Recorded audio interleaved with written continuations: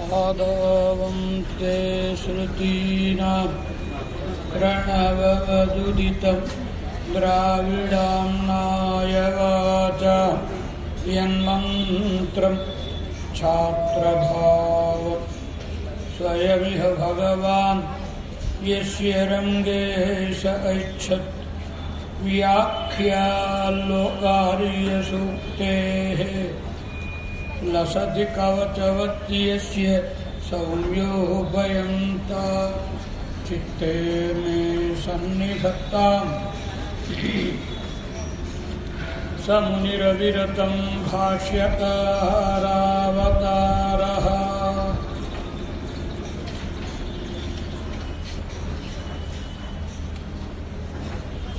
श्रियं दधानमुरसा मध्ये भूनिलयो स्थितं वन्दे वराहनृहरिं शेखरं सिंहभूभृतः अयाननपदाम्भोजरेणवः चण्डभानवः विनाशयन्तु निःशेषम् अज्ञानध्वान्तसन्ततिम् सान्द्रानन्दपयोदसौभगतनुं चीराम्बरं सुन्दरं पाणौ बाणशरासनं कटिलसत्तूणीरभारं वरं राजीवायतलोचनं धृतजटाजूटेन संशोभितं सीतालक्ष्मणसंयुतं पथिगतं रामाभिरामं भजे। सीतारामगुणग्राम पुण्यारण्यविहारिणौ वन्दे विशुद्धविज्ञानौ कवीश्वरकपीश्वरौ। अस्मद्गुरुभ्यो नमः। భగవద్బంధువులారా, శ్రీరామాయణంలో విషయాన్ని అనుసంధించే ముందు ఒక్కసారి స్వామిని ప్రార్థించు. శ్రీరామ శరణం సమస్తజగతాం రామం వినా కాగతి రామేణైవ నివార్యతే గలిమలం రామాయ కార్యం నమః. రామాత్రస్యతి కాలభీమభుజగో రామస్య దాసోస్మ్యహం. రామే తిష్టతి విశ్వమేతదఖిలం. హే రామ కాక్యాశ్రితం యః శ్రీరామైకభక్తః హరికులిశహతిః యం న ఖిన్నం విధత్తే ద్రాగ్యేన అదాహిలం గా దధతి దివిషదః.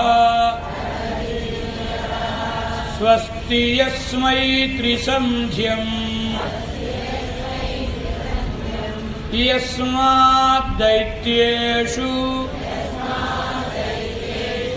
భీతేః ప్రథమమవతరः.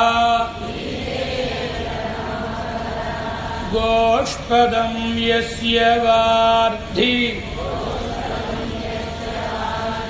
యస్మిన్నాసీత్ కృతజ్ఞో రఘుపతిరనిశం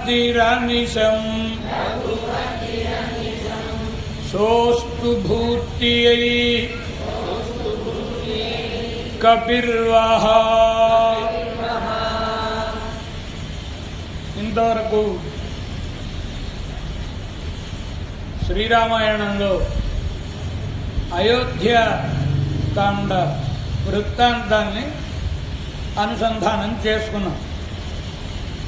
శ్రీరామాయణం కఠవల్లి ఉపనిషత్ సిద్ధమైన శ్రీ విష్ణులోకంలో శ్రీమన్నారాయణునిచే లక్ష్మీదేవికి ఉపదేశింపబడిన ద్వయమంత్రం యొక్క వివరణము అని చెప్పుకున్నాం.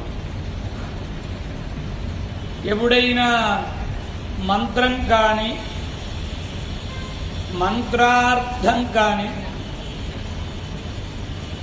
అధికారులైన తాము గురుముఖతః ఉపదేశం పొంది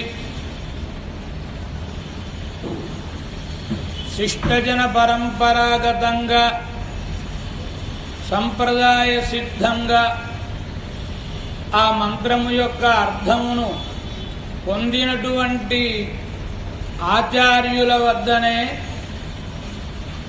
మంత్రార్థములను తెలుసుకోవాలి అనేది శాస్త్ర నియమం. అలా కాకుండా తనకేదో అంతో ఇంతో భాషా పాండిత్యం ఉంది కదా అని తనకు నచ్చినట్లుగా అర్థం చెబితే తన్నెంజిల్ తోత్తినదే సొల్లి ఇది సుత్త ఉపదేశ వరవాత్తదెన్బర్ మూర్ఖరావా అంటారు మనవాళ్ళ మామూలు. కనుక మన పెద్దలు ఏ విషయాన్నైతే మనకు అనుగ్రహించారో ఎవరు? ఆచార్యులు. ఆచార్యులంటే ఆచినోతి శాస్త్రార్థాన్ ఆచారే స్థాపయత్యపి స్వయం ఆచరతే యస్తు తస్మాత్ ఆచార్య ఉచ్యతే. ఆచార్యుడు అంటే శాస్త్రములలో చెప్పబడిన నియమములను తాను పాటిస్తూ ఇతరుల చేత పాటింప చేయుచు ఎప్పుడైనా ఎవరికైనా ఆచారం విషయంలో సందేహం కలిగితే తన నడవడికను బట్టి ఆ సందేహమును తీర్చుకోవడానికి తగినటువంటి ప్రామాణికమైన నడవడిక కలిగిన వాడెవరో ఆయన ఆచార్యుడు అంటే. పేరు కనుక ఆచార్యులని తగిలించేసుకుంటే ఆచార్యులు అయిపోరు. ఈ లక్షణాలు ఉంటేనే ఆచార్య పదవిని అధిరోహించడానికి అర్హుడు. ఎవరైతే అలా సంప్రదాయ పరంపరాగతమైన విజ్ఞానాన్ని కలిగి ఉంటారో వారు ఉపదేశించిన ఉపదేశమే మనం ధరించడానికి ఉపయోగపడుతుంది. 4 అక్షరం ముక్కలు వచ్చిన తర్వాత ఏమనిపిస్తుంది? నేనే పండితుణ్ణి, ఇంకెవరికి తెలియదు, నాకే తెలుసును అనిపిస్తుంది.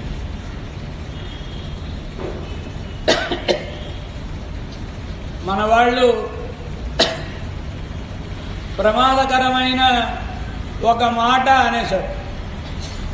చతుశ్లోకేన పండితః, 4 శ్లోకాలు వస్తే పండితుడే. ఇంకొంచెం ఎవరికెడితే శతశ్లోకేన పండితః, 100 శ్లోకాలు వస్తే పండితుడే. దాంతో ఏమైపోతుంది? కొంచెం విష్ణు సహస్రనామం వల్లించామనుకోండి, మన కంఠత్వం వచ్చేసింది అనుకోండి, పుస్తకం చూసి చదివే వాళ్ళందరూ తెలివి తక్కువ వాళ్ళని, మనమే ప్రపంచంలో మేధావులు అని అనిపించేస్తుంది. కనుక అప్పుడేమవుతుంది? ప్రమాదం ఏమిటి? నేనే చదువుకున్నవాడిని అని ఎప్పుడు అనుకున్నామో మరొకళ్ళు చదువుకున్నారన్న బుద్ధియే ఉండనప్పుడు వాళ్ళు ఎవరైనా చెప్పినా వినే అవకాశమే కలగదు. బాగా కొంచెం చదువుకుంటే ఏం జ్ఞానం కలుగుతుంది? నేను పండితుడినేనా అని సందేహం కలుగుతుంది కొంచెం బాగా చదువుకుంటే. ఇంకా బాగా చదువుకుంటే నేను పండితుడిని కాను తెలుసు. బాగా చదువుకుంటే తెలిసేదేమిటి? ఎందుచేత తెలియని దశలో మనకు తెలిసినదే విజ్ఞానం కావసును అనుకుంటాం కనుక నేనే పండితుడిని అనిపిస్తుంది. కొంచెం బాగా తెలిస్తే మనం తెలుసుకున్నది తక్కువ, తెలుసుకోవలసింది ఎక్కువ అని తెలుస్తుంది కనుక అప్పుడు మనకేం పాటు తెలుసునో మనం తెలియని వాళ్ళమని తెలుస్తుంది. కనుక కేవలం మధ్యలో పాండిత్యం సంపాదించిన వాళ్ళ దగ్గర వినకూడదుట, వింటే ప్రమాదం. ఒక ఆయన సంస్కృతం బాగా చదువుకుని ఎంత బాగా తనంత తానే చదువుకున్నాడంటే వ్యాకరణ సూత్రాలకు భాష్యం చెప్పే స్థాయికి ఎదిగి వ్యాకరణ సూత్రాలకు పాఠం చెప్తున్నాడు. వ్యాకరణ శాస్త్రానికి మహాభాష్యం రాసిన వాడెవరు? ఆదిశేషుడు. ఆదిశేషుడు ఈ లోకంలో 2 మార్లు అవతరించి 2 భాష్యములను చెప్పాడు. ఒకటి పతంజలిగా అవతరించి మహాభాష్యాన్ని చెప్పాడు, అంటే వ్యాకరణ మహాభాష్యం. పాలిస్తే మహారాజ్యమైనా పాలించదు, పాఠం చెబితే మహాభాష్యమైనా పాఠం చెప్పాడు, అంత గొప్పతనం. రెండవది భగవద్ రామానుజులుగా అవతరించి బ్రహ్మసూత్రములకు శ్రీభాష్యాన్ని శ్రీ మహశబ్ద భూషితే శేషభాషితే అన్నారు కదా. ఈయన వ్యాకరణానికి పాఠం చెబుతుంటే పతంజలి అంతటి వాడు వచ్చి ఎదురుండగా కూర్చునేవాడు. ఆదిశేషుడు కదా, పడగ చుట్టుకుని కూర్చునేవాడు ఈయన పాఠం చెప్తుంటే వినడానికి. బాగా చెప్పేవాడు, మంచి తెలివైన వాడు, మేధావి. ఆదిశేషుడే వింటున్నాడు, నేను చెబుతుంటే అనగానే కొంచెం 4 రోజులు పాఠం చెప్పిన తర్వాత గర్వం వచ్చింది. గర్వం వచ్చి ఆ ఆదిశేషుడికే ఓ సవాల్ ఇసుడు. ఏమిటి? అపార్థశ్చేద్దశ. ఈ చెయ్యిలా చాపి నేనెక్కడైనా అపార్థం చెబితే కాటు వేసుకో అని. కానీ ఆయన చెప్పేది యుక్తియుక్తంగానే ఉంది, ఎక్కడ తప్పనడానికి అవకాశం కలగడం లేదు. అలా వింటున్నాడు ఆదిశేషుడు. ఓ 4 రోజులు పాఠం చెప్పిన తర్వాత ఇంకా గర్వం పెరిగింది. అసంప్రదాయశ్చేద్దశ. నేను పూర్వం చెప్పిన వాళ్ళు చెప్పిన దానికి విరుద్ధంగా చెబితే కాటు వేసుకోనగానే కాటు వేసి వెళ్ళిపోయాడు. నేను చెప్పింది యుక్తియుక్తంగా ఉంటే ఉండవచ్చుగా, కానీ పూర్వీకులు అసలు ఆ సూత్రం రాసిన వాడు ఏ భావంతో సూత్రం రాశాడో ఆ భావంతో చెప్పాలి తప్ప తన పాండిత్యాన్ని బట్టి ఒక శబ్దానికి అనేకమైన అర్థాలు ఉంటే తనకు తోచిన అర్థాన్ని అక్కడ సమన్వయించి చెప్పకూడదు. అసలు రాసిన వాడే అర్థాన్ని బుద్ధిలో పెట్టుకుని రాశాడో ఆ అర్థాన్ని చెప్ప. దీనికి ఏం కావాలి? సంప్రదాయ పరంపరాగతమైన విద్య పెద్దల దగ్గర నుంచి పొంది ఉండాలి. అలాంటి వాళ్ళ వలననే మంత్రం కానీ మంత్రార్థం కానీ వినాలి. అంటే అర్థం ఏంటి? శ్రీరామాయణం వింటే సంస్కృతం చదువుకుని అర్థం చెప్పేవాడి దగ్గర కాదు వినాల్సింది, పెద్దల దగ్గర శ్రీరామాయణాన్ని గ్రంథం పెట్టుకుని కాలక్షేపం అయినటువంటి మహానుభావుడు ఎవరైతే ఉంటాడో ఆయన దగ్గరే విను. ఎందుకని? ఇది మంత్రార్థాన్ని చెప్పేటటువంటి గ్రంథం కనుక. ద్వయమంత్రం యొక్క అర్థాన్ని మన పెద్దలు 4 గ్రంథములలో వ్యాఖ్యానించారు. అందులో 2 గ్రంథములు అక్రమ వ్యాఖ్యానం, అందులో 2 గ్రంథములు సక్రమ వ్యాఖ్యానం. సక్రమ వ్యాఖ్యానం అక్రమ వ్యాఖ్యానం అంటే ఏదో తప్పుడుగా చెప్పేశారని అర్థం కాదు. అక్రమ వ్యాఖ్యానం అంటే మంత్రముల క్రమంలో చెప్పకుండా క్రమాన్ని మార్చి చెప్పినవి అని అర్థం. మంత్రం ఏం చెప్పింది? నారాయణుని పాదార విందములను ఆశ్రయించుచున్నాను పూర్వవాక్యం. లక్ష్మీదేవితో కూడిన నారాయణునికే సర్వదేశ సర్వకాల సర్వావస్థోచిత సర్వవిధ కైంకర్యములను చేయగలవాడను ఉత్తరవాక్యం యొక్క అర్థం. ఈ మంత్రాన్ని విశదీకరించినప్పుడు అదే క్రమంలో వ్యాఖ్యానించిన గ్రంథములు రెండు, కొంచెం చివరి వాక్యాన్ని ముందు వాక్యాన్ని చివర వివరించినటువంటి గ్రంథములు రెండు.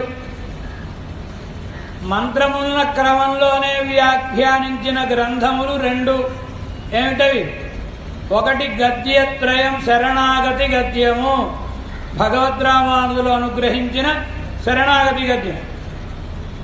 పూర్వవాక్యాన్ని ముందు, ఉత్తరవాక్యాన్ని తర్వాత. రెండవది శ్రీవచన భూషణం, పురుషకార ప్రకరణం, పురుషకార వైభవం సాధనస్య గౌరవం. అక్రమంగా వ్యాఖ్యానించిన గ్రంథాలు రెండు. ఒకటి తిరువాయిమొഴി. తిరువాయిమొഴి ద్వయమంత్రాన్ని వివరించింది. ద్వయమంత్రములోని ఉత్తరవాక్యమును మొదటి 3 పదులు వివరిస్తే, పూర్వవాక్యమును తరువాతి 3 పదులు వివరిస్తే, మిగతా ఆవశ్యకములైన తదనుబంధి విషయములను తరువాతి 4 పదులు వివరించే తిరువాయిమొഴి. అంటే ముందు వాక్యాన్ని వెనక వాక్యాన్ని ముందు. శ్రీరామాయణం ద్వయమంత్రాన్ని ఇది కూడా క్రమం మార్చి వివరించింది. ఉత్తరవాక్యాన్ని ముందు, పూర్వవాక్యాన్ని తరువాత వ్యాఖ్యానించినటువంటి గ్రంథం శ్రీరామాయణం. మనకు గ్రంథ చతుష్టయ కాలక్షేపం విధి. ఎవరైనా శ్రీ వైష్ణవుడు పుట్టగానే ఓ యోగ్యత, ఏమిటి యోగ్యత? వారిని గురించి ఎవరైనా సంబోధించినప్పుడు శ్రీమదుభయ వేదాంత ప్రవర్తకాచార్య సమధమాది గుణ గరిష్ఠ ఇలా చెప్తారు కదా. అందులో ఉభయ వేదాంతములను సేవించాలి. వైష్ణవుడుగా నిరూపింపబడాలి అంటే కనీసం 4 గ్రంథములను కాలక్షేపం అవ్వాలి. ఏమిటా 4? ఒకటి రహస్య గ్రంథములు. రహస్య గ్రంథములు అంటే ఏమిటండి? ముముక్షుప్పడి, తత్వత్రయం, శ్రీవచన భూషణం ఇత్యాది గ్రంథములను కాలక్షేపం అవడం. రెండవది తిరువాయిమొഴి, ఆ గ్రంథాన్ని కాలక్షేపం అవడం. మూడవది శ్రీరామాయణం. నాలుగవది శ్రీభాష్యం. ఇలా 4 గ్రంథాలు కాలక్షేపం అయితేనే శ్రీ వైష్ణవులలో అలాంటి వారికి అగ్రాసనాధిపత్యం ఇచ్చి తెర లోపల కూర్చోబెడతారు సాపాటు చేసినప్పుడు. మిగతా వాళ్ళని కొంచెం యువతలు కూర్చోబెడతారు అన్నమాట. పూర్వకాలం ఉండేవి తెరలు. అంటే పెరుమాళ్ళ సన్నిధానంలో కైంకర్యం చేయాలంటే కనీసం ఈ 4 గ్రంథాలు చదువుకోవాలి. కైంకర్యం అంటే దడిహ కైంకర్యం చెయ్యాలంటే గ్రంథ చతుష్టయ కాలక్షేపం అయ్యిందా అని పూర్వం అడిగేవారు. మరింకా వేదిక మీద కూర్చుని ఉపన్యాసం చెప్పాలంటే ఎన్ని యోగ్యతలు ఉండాలండి. ఇందులో శ్రీరామాయణం ద్వయమంత్రార్థాన్ని విశదీకరిస్తుంది. ఉత్తరవాక్యం ఏమిటి? ఎందుకంటే ఇలా అక్రమంగా సక్రమంగా మంత్రం ఎలా ఉందో అలా వ్యాఖ్యానించాలి కానీ వెనుకది ముందుది వెనుక వ్యాఖ్యానించడం ఏమిటి అంటే, ఎప్పుడైనా విషయాన్ని తెలుసుకోవడం అనే దానికి 2 పద్ధతులను మనవారు చెప్పారు. ఒకటి వ్యుత్పత్తి దశ, 2 అనుష్ఠాన దశ. ఒకటి తెలుసుకునే దశ, రెండవది ఆచరించే దశ. తెలుసుకునే దశలో ఎప్పుడు ఫలాన్ని గురించి ముందు చెప్తారు, ఎందుకని అసలు ఆ ఫలం మీద ఆశ కలిగితే కదా ఏం చెయ్యాలో తెలుసుకుని చేస్తాం. కనుక వ్యుత్పత్తి దశలో ఫలం ముందు, తర్వాత తెలుసుకోవడం. ఆచరణ దశలో ఫలం దొరికేస్తే మనం చేస్తామండి, జయంగా బుద్ధిమంతులు. కనుక ఆచరణ ముందు, తర్వాత ఫలం. కనుక వ్యుత్పత్తి దశలో ఉత్తరవాక్యం ముందు, తర్వాత పూర్వవాక్యం. ఆచరణ దశలో పూర్వవాక్యం ముందు, తర్వాత ఉత్తరవాక్యం. ఇది అంటే మీ ఆచార్యుల దగ్గర ఆ మంత్రార్థాలను పొంది ఉంటారని సూక్ష్మంగా చెప్పుకుంటున్నాం మనం. తిరుప్పావై ప్రబంధంలో గోదాదేవి ఇలాంటివి ఒక 2 క్రమములు ఉన్నాయని తన ప్రబంధంలోనే సూచించి, మొదటి పాసురంలో పరై తరువాన్ తప్పెటను ఇస్తాడు. పరై అంటే ఫలం, అంటే ఉత్తరవాక్యం. తరువాన్ ఇచ్చే ఉపాయం, చరణం శరణం ప్రపద్యే కదా పూర్వవాక్యం. ఎలా చెప్పింది ఆవిడ పాసురంలో? ఫలాన్ని ముందు చెప్పింది, ఉత్తరవాక్యార్థాన్ని. పూర్వవాక్యార్థాన్ని తర్వాత చెప్పింది. గోదాదేవి చెప్పింది కనుక మనం కూడా మంత్రంలో చదివేయకూడదు. ఉత్తరవాక్యాన్ని ముందు చదివి పూర్వవాక్యాన్ని తర్వాత చదువుకోవాలి.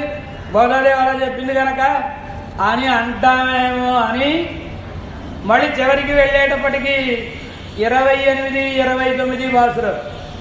28వ పాసురంలో ఇరైవా నీతారా ఇప్పారై తప్పెటను అనుగ్రహించు స్వామి అని ఉపాయ ప్రార్థన, ఫల ప్రార్థన.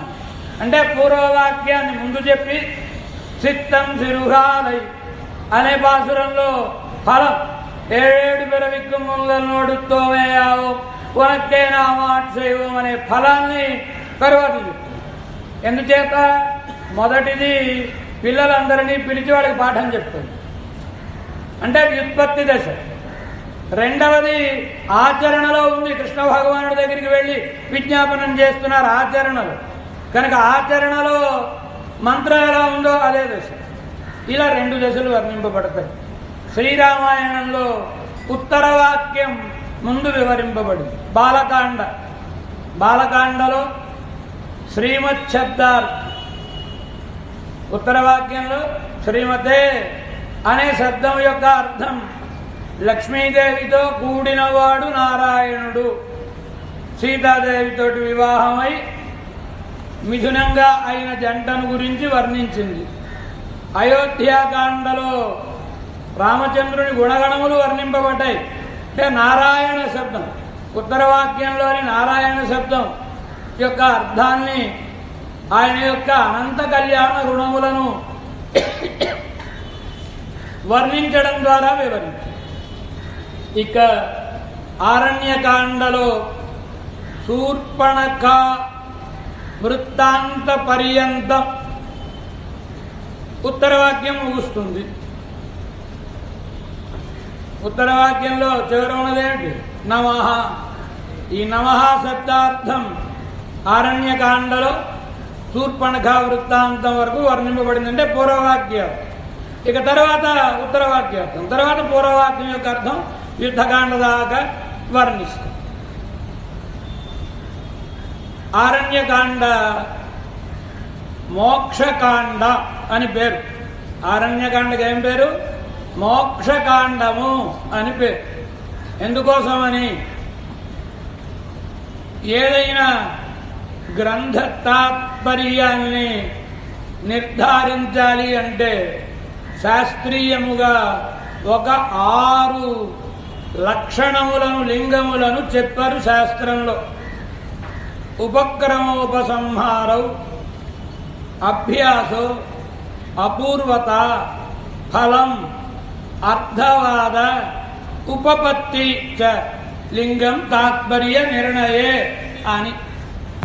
అందులో ఉపక్రమోపసంహారం, ఏదైనా ఓ విషయాన్ని, గ్రంథం ఏం విషయం చెప్పింది తెలుసుకోవాలంటే అలాగా ఆరంభంలో ఈ విషయం చెప్పబడి ఉండాలి, అంతమందు ఈ విషయం చెప్పబడి ఉండాలి, మళ్ళా మధ్యలో అక్కడక్కడ ఈ విషయం స్పృశింపబడి ఉండాలి, ఈ విషయం యొక్క గొప్పతనం చెప్పబడి ఉండాలి. ఈ విషయం తగినది అని యుక్తులతో నిరూపింపబడ తగినటువంటిది అని నిరూపించి ఉండాలి. ఇలా కొన్ని లక్షణాలను చెప్పారు. మనకి ఆరణ్యకాండలో ఆరంభంలో శరభంగుని మోక్షము ఆరంభమవుతుంది. అలాగే అంతంలో శబరి మోక్షము, మధ్యలో సుతీక్ష్ణ మోక్షము, జటాయు మోక్షము. కనుక ఆది మధ్యం అంతమందు మోక్షమును వర్ణించిన కాండ గనక మోక్షకాండ అని పేరు. మనను ఉద్ధరించడం కోసమని, తరింపచేయడం కోసమని పరమాత్మయే ఈ లోకంలోనికి దిగి వస్తాడు. వచ్చేవాడిని ఒక్కడిని రానివ్వదు అమ్మవారు. ఎంచేత ఆయన ఒక్కడు వస్తే మనమా నిరంతరం పాపములను చేయు వాళ్ళము గనక ఈ పాపాలు చూడగానే కోపం వచ్చి ఎక్కడ దండిస్తాడో అని మనను అనుగ్రహించడం కోసమని ఆవిడ కూడా వస్తుంది. దయాశూన్యం మాభు హృదయమదయాధీనమితి వై.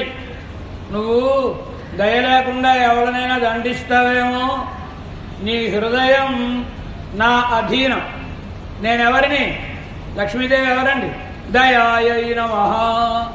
కనుక హృదయం ఎప్పుడు దయతోటి నిండి ఉండాలి తప్ప అదయ ఉండకూడదు అని అమ్మవారు కూడా ఆయనతో పాటు వస్తుంది.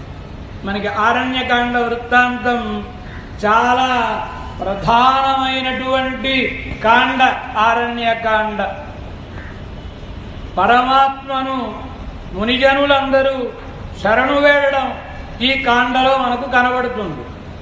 పరమాత్మ అరణ్యంలోనికి ప్రవేశించిన వృత్తాంతాన్ని వర్ణిస్తూ ఆరణ్యకాండను ఆరంభించారు.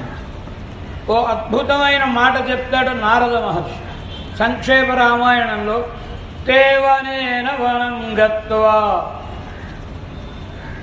తేవనేన వనం గత్వా అంటే అర్థం ఏమిటి? తే వారు సీతారామ లక్ష్మణులు వనేన, వనేన అంటే వనం, వనం నుండి మరొక వనమునకు వెళ్ళారు. దానికి అర్థం ఎలా చెప్పాలి అంటే అలా చెప్పకూడదు. తే అవనేన వనం గత్వా. ఏం చేస్తున్నారు వాళ్ళు? కాపాడుకుంటూ కాపాడుకుంటూ వనములలో తిరుగుతున్నారు. తే అవనేన కేవలము నేల మాత్రమే ఉంటుందా? అప్పుడప్పుడు నీళ్లు దాటుతూ ఉండాలి కదా, నది దాటుతూ ఉండాలి కదా. కనుక అవనేన వనం గత్వ, ఏదో వనేన అన్న జలములను దాటి అడవులకు వెళ్ళి తేవనేన వనం గత్వా. ఇలా రామచంద్రస్వామి దండకమునకు దండకాటవికి వెళ్ళాడు. దండకాటవిలో ఎంతకాలం ఉన్నాడు రామచంద్రస్వామి? 10 సంవత్సరములు ఉన్నాడు. చిత్రకూటంలో ఎంతకాలం ఉన్నాడు రామచంద్రస్వామి? దండకావనంలో ఎంతకాలం ఉన్నాడు? పంచవటిలో ఎంతకాలం ఉన్నాడు? ఒక ఏడాది పాటు. అందులో మతభేదాలు ఉన్నాయి. ఏడాదా లేదా కార్తీక మాసం వరకు మాత్రమే ఉన్నాడా చిత్రకూటంలో?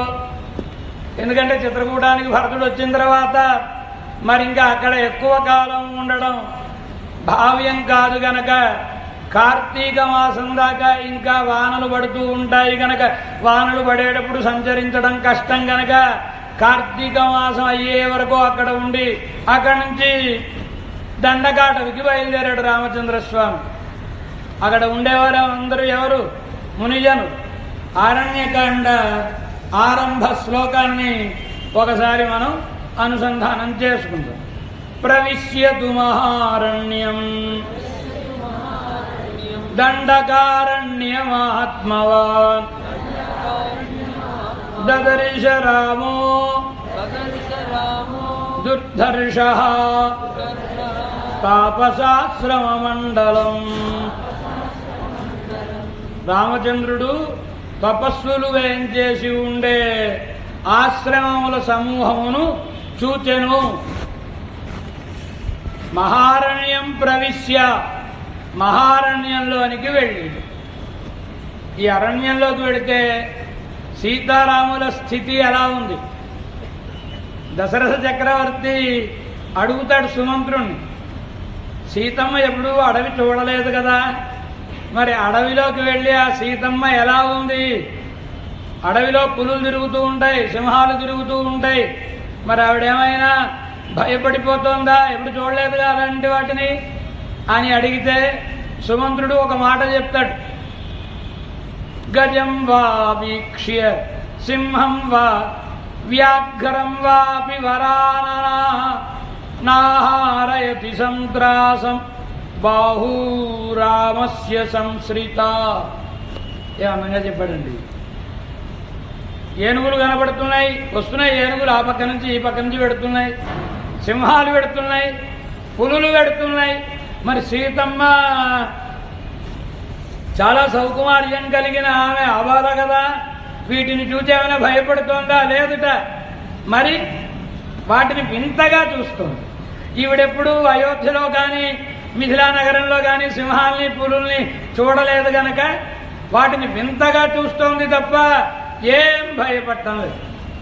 ఎందుకు భయపడడం లేదు సీతమ్మ? బాహూరామస్య సంశ్రిత. ఎలా నడుస్తుంది ఆవిడ? రామచంద్రస్వామి చేయి పుచ్చుకుని నడుస్తుంది కనుక ప్రక్కన పురుషసింహం, రామశార్దూలం, రాముడు అనేటువంటి మొత్తం ఆతంకం. ఆయన చేయి పట్టుకున్న తర్వాత మిగతా వాళ్ళని చూస్తే భయం వేస్తుందండి. కనుక ఎవరు బలం? ఈ జగత్తుకందరికీ పరమాత్మ. పరమాత్మ యొక్క అండ స్వీకరించినటువంటి వానికి నా బిభేతి కుతశ్చనేతి.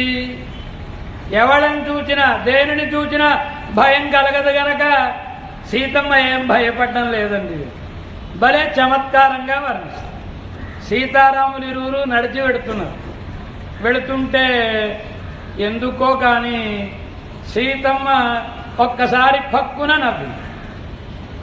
నవ్వితే రామచంద్రుడు ఎందుకు నవ్వుతున్నావు అనగానే ఏం లేదులేండి అంది. అది చెప్పు ఏదో ఉంది విషయం అంటున్నాడు. ఈయన నడిచి వెళుతూ రామచంద్రుడు పక్కున్నారు. మీరెందుకు నవ్వుతున్నారు చెప్పండి. నువ్వు నవ్వుతున్నది ఎందుకో చెప్పావా? నేను ఎందుకు నవ్వుతున్నానో చెప్పడానికి. నువ్వెందుకు నవ్వుతున్నావో చెప్తే నేను ఎందుకు నవ్వుతున్నానో చెప్తాను. అంటే భార్యాభర్తల మీద వాళ్ళకు ఉండే సహజమైన స్వభావమేమో. రుక్మిణీ కృష్ణులు, కృష్ణ భగవానుడు సాపాటు చేస్తున్నాడు, రుక్మిణీదేవి వడ్డిస్తుంది. కృష్ణ భగవానుడు ఒకసారి పక్కున్నాడు. నవ్వితే రుక్మిణీదేవి ఎందుకు నవ్వారో చెప్పండి. ఏం లేదులే అన్నాడు ఆయన. లేదు లేదు ఏదో ఉంది, నేను వేసుకున్న ఆభరణాలు బాగోలేదా, కాటికి సరిగ్గా పెట్టుకోలేదా, ఏదో ఉంటుంది, మీరు ఊరికే నవ్వుతారా, ఎందుకు నవ్వారో చెప్పండి. నవ్వడం కూడా తప్పేనా? ఊరికే నవ్వడం పొరపాటే కనుక ఊరికే నవ్వకూడదు కదండి. నవ్వారంటే ఏదో కారణం ఉండాలి కదా. కనుక ఎందుకు నవ్వారో చెప్పండి. ఆ చీమను చూచి నవ్వారన్నాడు. ఈయన పరిశేచనం పట్టాడు సాపాటు చేయడం కోసం. పరిశేచనం పట్టినప్పుడు ఆ నీరు కంచం చుట్టూ పడుతుంది కదా. పరిశేచనం ఎందుకు పట్టాలి? ఒక ఆయన కంచం మీదకి చీమలు రాకుండా ఉండడానికండి. ఆయనకి అంతే అర్థమైంది కనుక పోనండి ఏదైతేనే. కనుక అలా ఓ చీమ ఆ నీళ్ళలో ఆ నీటి బిందువులో పడింది, కష్టపడుతోంది పాపం. ఆ నీటిలోంచి బయటికి రాదు. రామచంద్రస్వామి ఒప్పుల్ల, కృష్ణ భగవానుడు ఒప్పులతో బయటకు పడేసి నవ్వుతున్నాడు. ఆ చీమను చూచి నవ్వుతున్నాను. ఆ చీమను చూచి ఎందుకు నవ్వుతున్నారు? ఆ చీమ పూర్వజన్మ గుర్తుకొచ్చి నవ్వుతున్నాను. ఓ ఆ చీమకు పూర్వజన్మ ఉందా? పూర్వం ఎవరి చీమ? ఈ చీమ ఒకటి కాదు, రెండు కాదు, 12 మన్వంతరముల పాటు ఇంద్ర పదవిని అధిరోహించిన చీమ. ఆయన ఇంద్రుడి పదవిలో ఉన్నాడు. ఆ పుణ్యం ఉన్నంతకాలం ఇంద్ర పదవిలో ఉన్నాడు. గవర్నమెంట్ క్వార్టర్స్ ఇస్తుంది, కారు ఇస్తుంది అన్నాడు. ఉద్యోగంలో ఉన్నంతకాలం రిటైర్ అయితే ఆ క్వార్టర్స్ ఖాళీ చేయాలి, కారు ఇచ్చేయాలి కదా. అలాగే ఈయన అన్ని సుఖాలు అనుభవించిన తరువాత తన కర్మ వశానుకంగా ఇవాళ చీమయ్యి విమానంలో తిరిగేవాడు ఇవాళ ఈ నీటిలోంచి బయటికి వెళ్ళలేక అవస్థ పడుతుంటే చూచినవారు. అలా ఇక్కడ సీతారాములు ఇరువురు పెడుతుంటే రామచంద్రుణ్ణి సీతమ్మ మీరు ఎందుకు నవ్వారో చెప్పండి. ఇంకా భవిష్యత్తులో కలియుగం వస్తుంది, సీత నీకు తెలీదు, అప్పుడు లేడీస్ ఫస్ట్ అంటారు, అంచేత నువ్వే ముందు చెప్పు ఎందుకు నవ్వావు అంటే సీతమ్మ ఏం లేదండి, మనం ఇద్దరం నడిచి పెడుతున్నాం కదా, ఆ పక్కన చూసారా ఏనుగుల గుంపు, ఆ ఏనుగుల గుంపు పెడుతూ ఈ ఏనుగులు వాటిలో మాట్లాడుకుంటున్నారు. ఏమని? మనం చాలా గంభీరంగా అందంగా మెల్లగా నడుస్తామంటారు, కానీ ఆ రాముడు ఎంత అందంగా నడుస్తున్నాడే, అంత అందంగా మనం నడవగలుగుతున్నామా, ఎందుకు మన నడక అనుకుంటున్నాయిట. అది చూసి అది విని ఈవిడికి నవ్వచ్చు. మరి మీరెందుకు నవ్వారో చెప్పండి అడిగింది సీతమ్మ. అదిగో ఆ పక్కన చిన్న కొలను, ఆ కొలను చూసావా? చూసా. అందులో హంసలు తిరుగుతున్నాయి చూసావా? ఆ హంసలు రెండు మాట్లాడుకుంటున్నాయి. ఏమని? అందమైన స్త్రీలను హంసగామిని అంటారు కదండి, కనుక హంసలా నడుస్తుంది అంటారు కదా. కానీ సీతమ్మ నడక సౌందర్యాన్ని చూచిన తర్వాత ఈ హంసలు అనుకుంటున్నాయట మనదేం నడక, మనదేం అందం, ఆ సీతమ్మ నడకలో ఉండే అందం ఉందా మనలో, మనం కూడా కొంచెం ప్రాక్టీస్ చేసి వాళ్ళు కనుచూపు మీద దాటిపోకుండానే మనము నేర్చుకోవాలి అనుకుంటున్నాయి. ఇలా చమత్కారంగా భార్యాభర్తలిద్దరూ నడిచి పెడుతుంటే ఎలా పెడుతున్నారండి, చాలా అందంగా వర్ణిస్తాడు. మహర్షులందరూ దర్శిస్తున్నారు. ఒకసారి మహర్షులకు మంత్రార్థం చూపిద్దాం అనిపించింది రామచంద్రస్వామికి. అగ్రత ప్రయయౌ రామ సీతా మధ్యే సుమధ్యమ పృష్ఠతస్తు ధనుష్పాణి లక్ష్మణో అనుజగామ. హ అన్నాడు వాల్మీకి. ఈ హ అనే అక్షరం శ్లోకం కిట్టగా ఏమైనా ఓ అక్షరం పడేశాడా? కాదు, సాభిప్రాయకంగానే పడేశాడు. హ అంటే హేత్య ఆశ్చర్యే, ఆశ్చర్యం. ఆహా అంటే ఏమిటి ఆశ్చర్యం? ఓంకారమే రూపాన్ని స్వీకరించి నడిచి వస్తుంది. ఆ అరణ్యంలో ఉండేవాళ్ళు అందరూ ఎవరు? ఉపాసకులు. వాళ్ళు ఏ మంత్రాన్ని ఉపాసన చేస్తున్నారో ఆ మంత్రం యొక్క అర్థాన్ని వాళ్ళకి చూపించాలనుకుంది. అనుకుని అగ్రత ప్రయయౌ రామ, రామచంద్రస్వామి ముందు. ఎందుకని? అ అన్నాడు, అగ్రత అన్నాడు కదండి. అకార శబ్దవాచ్యుడు ఎవరు? పరమాత్మ కదా, కనుక పరమాత్మ ముందు నడుస్తున్నాడు. సీత మధ్యే సుమధ్యమ. ఏ అందమైన పదప్రయోగం చేశాడండి. సీత మధ్యే సుమధ్యమ. సుమధ్యమ అంటే అర్థం ఏమిటి? మంచి సన్నని అందమైన నడుము కలిగిన ఆమె.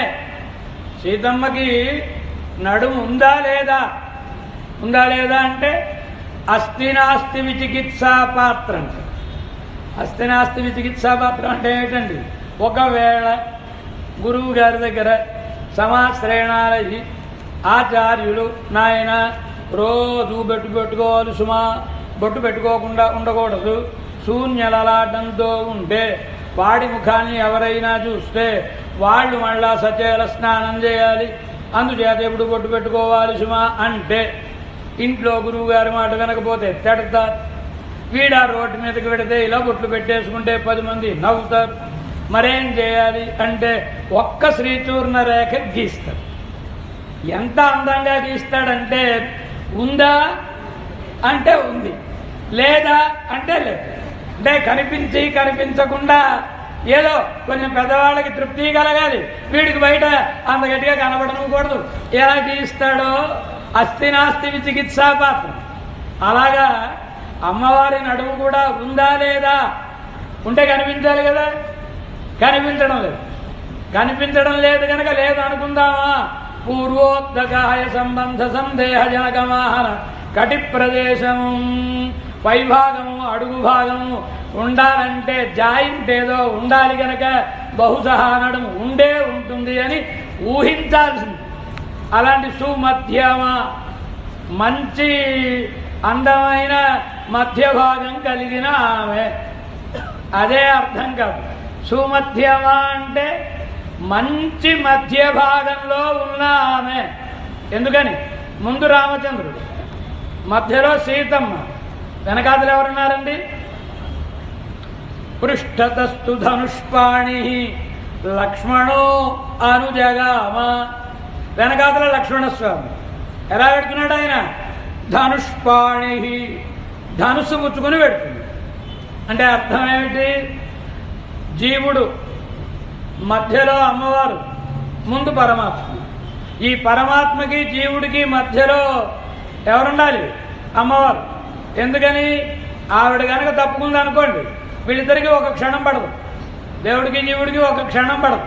కనుక ఆయనకి నచ్చినట్టు మనం ఉంటామా? ఉండం. ఆయనకి భగవంతుడికి వీడికి కాళ్ళు చేతులు అన్నీ సక్రమంగా ఇచ్చి బుద్ధి పని చేసేలా చేస్తే ఒక్కసారైనా ఒక్క మంచి పని అయినా చేశాడా? దర్భలు కోసుకురారా అని కత్తిస్తే ఆవు తోక కోసుకొచ్చినట్లుగా వీడిని నాకు నమస్కరించడానికి చేతులు ఇస్తే ఆ పని మానేది పాపిష్టి పనులన్నీ చేశాడని ఆయనకి వీడి మీద కోపం. కనుక మధ్యలో అమ్మవారు ఉండకపోతే రామరావణ యుద్ధమే. కనుక సీత మధ్యే సుమధ్యమ, ఎక్కడుండాలో అక్కడ. ఇంకా అందంగా చెప్తాడు భోజు. రామచంద్రుడు నడిచి పెడుతున్నాడు, వెనకాతల సీతమ్మ ఎలా నడుస్తోంది? సీతాచచార, సీతాదేవి వెనకాతలు నడుస్తోంది. ఎలాగా? రామచంద్రుడు నడిచి వెడితే అడుగుల జాడలు పడతాయి కదా, మరి భర్త గారు నడిచిన ఆ అడుగు జాడని తాను తొక్కొచ్చునా? తొక్కకూడదు. కనుక రామచంద్రుని అడుగు జాడలను తొక్కకుండా సీతమ్మ కొంచెం ఆ పక్క నుంచి పెడుతుంది. వెనకాతల లక్ష్మణస్వామి వారిరువురు తనకు ఆరాధ్యమైన వాళ్ళు కనుక వాళ్ళిద్దరి పాదముల గుర్తులను తొక్కకుండా తాను ప్రదక్షిణంగా పెడుతున్నాడు. ఇలా ముగ్గురు నడిచి పెడుతున్నారు. అంటే ఓంకారం, ఓంకారములోని ఆ రామచంద్రస్వామి, ఊ సీతాదేవి, మా లక్ష్మణస్వామి, ముగ్గురు పెడుతున్నారు. ఇది ప్రణవము యొక్క అర్థము చెప్పాలి మనకి వాల్మీకి మహర్షి. చెప్పడం కోసమని మహానుభావులు ఏం చేస్తారు? అంతా వ్యక్తంగా చెప్పారు. అలా అక్కడక్కడ హింట్ ఇచ్చి వెళ్ళిపోతూ ఉంటారు. బుద్ధిమంతుడు అయితే తెలుసుకో, పెద్దల దగ్గర తెలుసుకో. లక్ష్మణుడు ధనుసును చేతితో పట్టుకుని వెళ్ళాడు అంటే అర్థమేమిటి? ప్రణవం, ప్రణవో ధను. ఉపనిషత్తు చెప్పింది కనుక ప్రణవమే ధనుస్సు. ధనుస్సు ఎవరి చేతిలో ఉండవలేను? ధనుస్సు ఎవరి చేతిలో ఉండాలండి? పరమాత్మ చేతిలో ఉండాలా? సీతమ్మ చేతిలో ఉండాలా? లక్ష్మణుడి చేతిలో ఉండాలా? ఎవరి చేతిలో ఉండాలి ధనుస్సు? ధనుస్సు ఎవరి చేతిలో ఉంటుందో, ఎవరి చేతిలో ఉంటే ప్రయోజనము ఆండాళమ్మ గారు చెప్పేసి. గోదాదేవి ఏ ప్రబంధంలో? నాట్యార్ తిరుమొഴി అనే ప్రబంధంలో ఆచార్యుడిని ప్రార్థిస్తుంది. ఆచార్యుడికి ఏం పేరు? మన్మథనే. మన్మధుడు. మన్మధుడు అంటే అర్థమేమిటి? మనో మథనాతి ఇది మన్మథ. మన మనసును మధించి, ఒరే నాయన ఇలాంటి కోరికలు కోరుకోవడం తప్పు, ఇలాంటి భావనలు తప్పు, ఇదిగో ఇలా నడుచుకో, ఇలా భావించు అని మన మనసును మధించి కలత తీర్చేవారు ఆచార్యులు గనక మన్మథ అంటే ఆచార్యుడు. ఆ ఆచార్యుని గోదాదేవి ప్రార్థిస్తుంది. ఏమని ప్రార్థిస్తుంది? కళ్ళవిడ్ పూంగణை தொடுத்துக்கொண்டு வெள்வரைப்பதன் முன் துறை பணிந்து முள்ளுவில்லா சுள்ளி எரிமடுத்து முயந்து உன்னை நோக்கின்றேன் కామదేవా. ఏం చెప్తుంది ఆవిడ? ఓ మన్మధుడా, నిన్ను కొలుస్తున్నాను నేను. ఏం చేయాలమ్మా? ఏం కావాలి అంటే పూంగణை தொடுத்துக்கொண்டு, கடல் வண்ணன் என்பதோர் பேரெடுதி புள்ளினைவாய் பிளந்தான் என்பதோர் ఇలక్కినిల్ పుహ ఎన్నయ్యే. ఏం ప్రార్థిస్తోంది ఈవిడ? అయ్యా మన్మధుడా, నిన్ను పట్టుకున్నాను నేను. ఏమమ్మా నన్ను ఎందుకు పట్టుకున్నావు? నువ్వు మంచి ధనుర్ధారి అని నిన్ను పట్టుకున్నాను. ఇంక లోకంలో ఎక్కడా ధనుర్ధారులు లేరా? వాళ్ళని ఎవడనైనా పట్టుకోవచ్చు కదా, నన్నే ఎందుకు పట్టుకున్నావు? భగవంతుడు కూడా ధనుసు ధరిస్తాడు కానీ ఆయన్ని పట్టుకోకూడదు. ఆయన్ని పట్టుకుంటే ఏ ధనుర్ధారి అయినా బాణం వదిలితే 1-2 ముక్కలవుతుంది. మన్మధుడు బాణం వేస్తే ఇద్దరు ఒకటవుతారు. కనుక ఇద్దరిని ఒకటిగా చేసే బాణం ప్రయోగించేవాడు ఎవరండి? మన్మధుడు. కనుక మన్మథ ముయందు ఉన్నైనోర్కిన్రే, నిన్నే కొలుస్తున్నాను నేను. ఏం చేయాలి? నీకు వచ్చిన విద్య ఏం చేస్తావు? నువ్వు బాణాల్ని ప్రయోగిస్తావు కదా, పుష్పబాణుడు కదా, బాణాల్ని ప్రయోగిస్తావు కదా. అవును, అయితే నువ్వు కూడా ఒకసారి బాణాల్ని ప్రయోగించు. ఏ బాణాల్ని ప్రయోగించమంటావమ్మా? అరవిందం అమరోట అవేం కాదు నాయన, నన్నే బాణంగా చేసి ప్రయోగించు. ఓ, ఎక్కడ ప్రయోగించాలి? పుళ్ళినైవాయ్ పిళందాన్ ఎన్బదోర్ ఇలక్కినిల్ పుహ. లక్ష్యం మనసులో తలంచాలి కదా. కనుక ఒక్కసారి సముద్రవర్ణుడు పరమాత్మ, ఆ పరమాత్మ అనే లక్ష్యాన్ని భావన చేసి బక్కాసురుని నోటిని చీల్చినవాడు అనే లక్ష్యంలో తగిలేలా అన్నయ్యే నన్ను ప్రయోగించు. ఉపనిషత్తు ఏం చెప్పిందండి? ఉపనిషత్తుకు వివరణం. ఉపనిషత్తు ఏం చెప్పింది? అప్రమత్తేన వేత్తవ్యం సర్వతన్మయో భవేత్. ఉపనిషత్తు అంతా చెప్పదు. ఎందుకని అంతా చెప్పేస్తే ఇంకా మనం పట్టగలరండి? మనం కూడా గైడ్లు ఈ గైడ్లు చదువుకుని నేనే పండితులను తయారైపోతాం కదా. ఒక గురువుగారి దగ్గర చదువుకోవాల్సిందే వేదం అంటే. అలా చదువుకుంటే తప్ప దాంట్లో అర్థం నీకు బోధపడదు సుమా. వేదం అంటే ఎవరండి? ఒక పతివ్రత స్త్రీ లాంటి. పతివ్రత స్త్రీ రోడ్డు మీద నడిచి పెడుతున్నా తన శరీర అవయవములు పరపురుషుడి కంట పడకుండా ఎలా అయితే తన చీరతో కప్పుకుని పెడుతుందో, ఎవరికి తన సౌందర్యాన్ని చూపిస్తుంది? ఆ భర్త ఎవరో తన తండ్రి గారు ఏ వరుణ్ణి తీసుకొచ్చి తనకు వివాహం చేశారో అతడికి మాత్రమే తన సౌందర్యాన్ని చూపిస్తుంది తప్ప ఇతరులకు చూపించదు. అలాగే వేదం కూడా గురువు గారి దగ్గర శిష్యుడు కనుక అధ్యయనం చేస్తే ఆ ఆచార్యుడు అనే తన తండ్రి ఏ శిష్యునికి తనను అప్పగించాడో వానికి మాత్రమే తన లోపల ఉండే తత్వాన్ని దర్శింపచేస్తుంది తప్ప మనంత మనం పేజీలు చూసే చదువుకుంటే మనకేమీ బోధపడదు. కనుకనే ఉపనిషత్తు ప్రణవమే ధనుస్సు, శరోక్యాత్మ జీవుడే బాణము, బ్రహ్మతల్ లక్ష్యముచ్యతే పరమాత్మయే లక్ష్యము. ఇంతే చెప్పి సరిపోతుందా? ధనుస్సు ఉంది, బాణం ఉంది, లక్ష్యం ఉంది. ఉంటే ఆ బాణం వెళ్ళి లక్ష్యానికి తగిలేస్తుందా? మంచి ధానుష్కుడు అంటే ధనుర్విద్య నైపుణ్యం కలిగిన వాడు గురి చూచి ప్రయోగించాలి. ఆ మాట చెప్పలేదు శృతి. ఎంచేత అంతా చెప్పేస్తే ఎలాగా? ధ్వన్యర్థ ఫలము. అది ధ్వన్యర్థం. ధ్వని చేత తెలుసుకోవాలి. ఒక మంచి వీరుడు ప్రయోగిస్తేనే ఈ బాణం లక్ష్యంలోకి పెడుతుంది. ఆ ధానుష్కుడెవరు? ప్రణవోపాసన చేసిన ఆచార్యుడు. ఆ ఆచార్యుని చేతిలో ధనుస్సు ఉండాలి. ఆచార్యుడు ప్రయోగిస్తాను కానీ అమ్మ ఆ లక్ష్యం నిన్ను స్వీకరిస్తుందా? ఎంచేత మన్ని పరమాత్మకి సమర్పించేస్తే మాత్రం మనని అంగీకరిస్తాడండి పరమాత్మ? మన దగ్గర ఎన్ని పాపాలు ఉన్నాయి? మరి ఇంత పాపాత్ముని పరమాత్మ అంగీకరిస్తాడా? లేదు, ఆయన అంగీకరిస్తాడు. ఎందుకని? పుళ్ళినైవాయి పిళందాన్ ఎంబదోర్ ఇలక్కిని పుహ. పుళ్ళినైవాయి పిళందాన్, బక్కాసురుని నోటిని చీల్చినవాడు అంటే అర్థమే. పరమాత్మ బక్కాసురుని అడుగుదవుడను తన పాదంతో తొక్కి పైదవుడను చీల్చిపారేసి పరమాత్మను గనక, పరమాత్మ దగ్గరకు గనక మన ఆచార్యులు మనను సమర్పిస్తే మనకి ఉండే పూర్వాగములు ఉత్తరాగములు ఏం చేస్తారు? సంచితం అనే పాప రాశినంతటిని కాలుతోటి తొక్కి ఆగామి అంటకుండా పైకి చిమ్మి వేస్తాడు.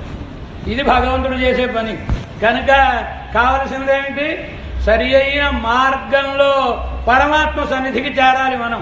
అంటే ఆచార్యుని ద్వారా చేరాలి. ఇంత మనసులో పెట్టుకుని పృష్ఠతస్తు ధనుష్పాణి లక్ష్మణో అనుజగామ. ఏం చెప్తాడు లక్ష్మణస్వామి? ఆచార్యుడు ఏం చెప్తారండి? ఎవరైనా ఆ ఇద్దరిని సేవించేవాడు, సీతారాములు ఇరువురిని సేవించేది కనుక మనం ఆచార్యుల్ని ఆశ్రయిస్తే లక్ష్మీనారాయణులను ఆశ్రయించమని ఉపదేశం చేసి మనను ఆచార్యుల చేత సంస్కృతాంతఃకరణుడైన ఈ జీవుని పరమాత్మ సన్నిధానంలో సమర్పించుకోడు. జీవకోటికి ప్రతీకం అందరూ జీవులే, ఒక పరమాత్మ తప్ప.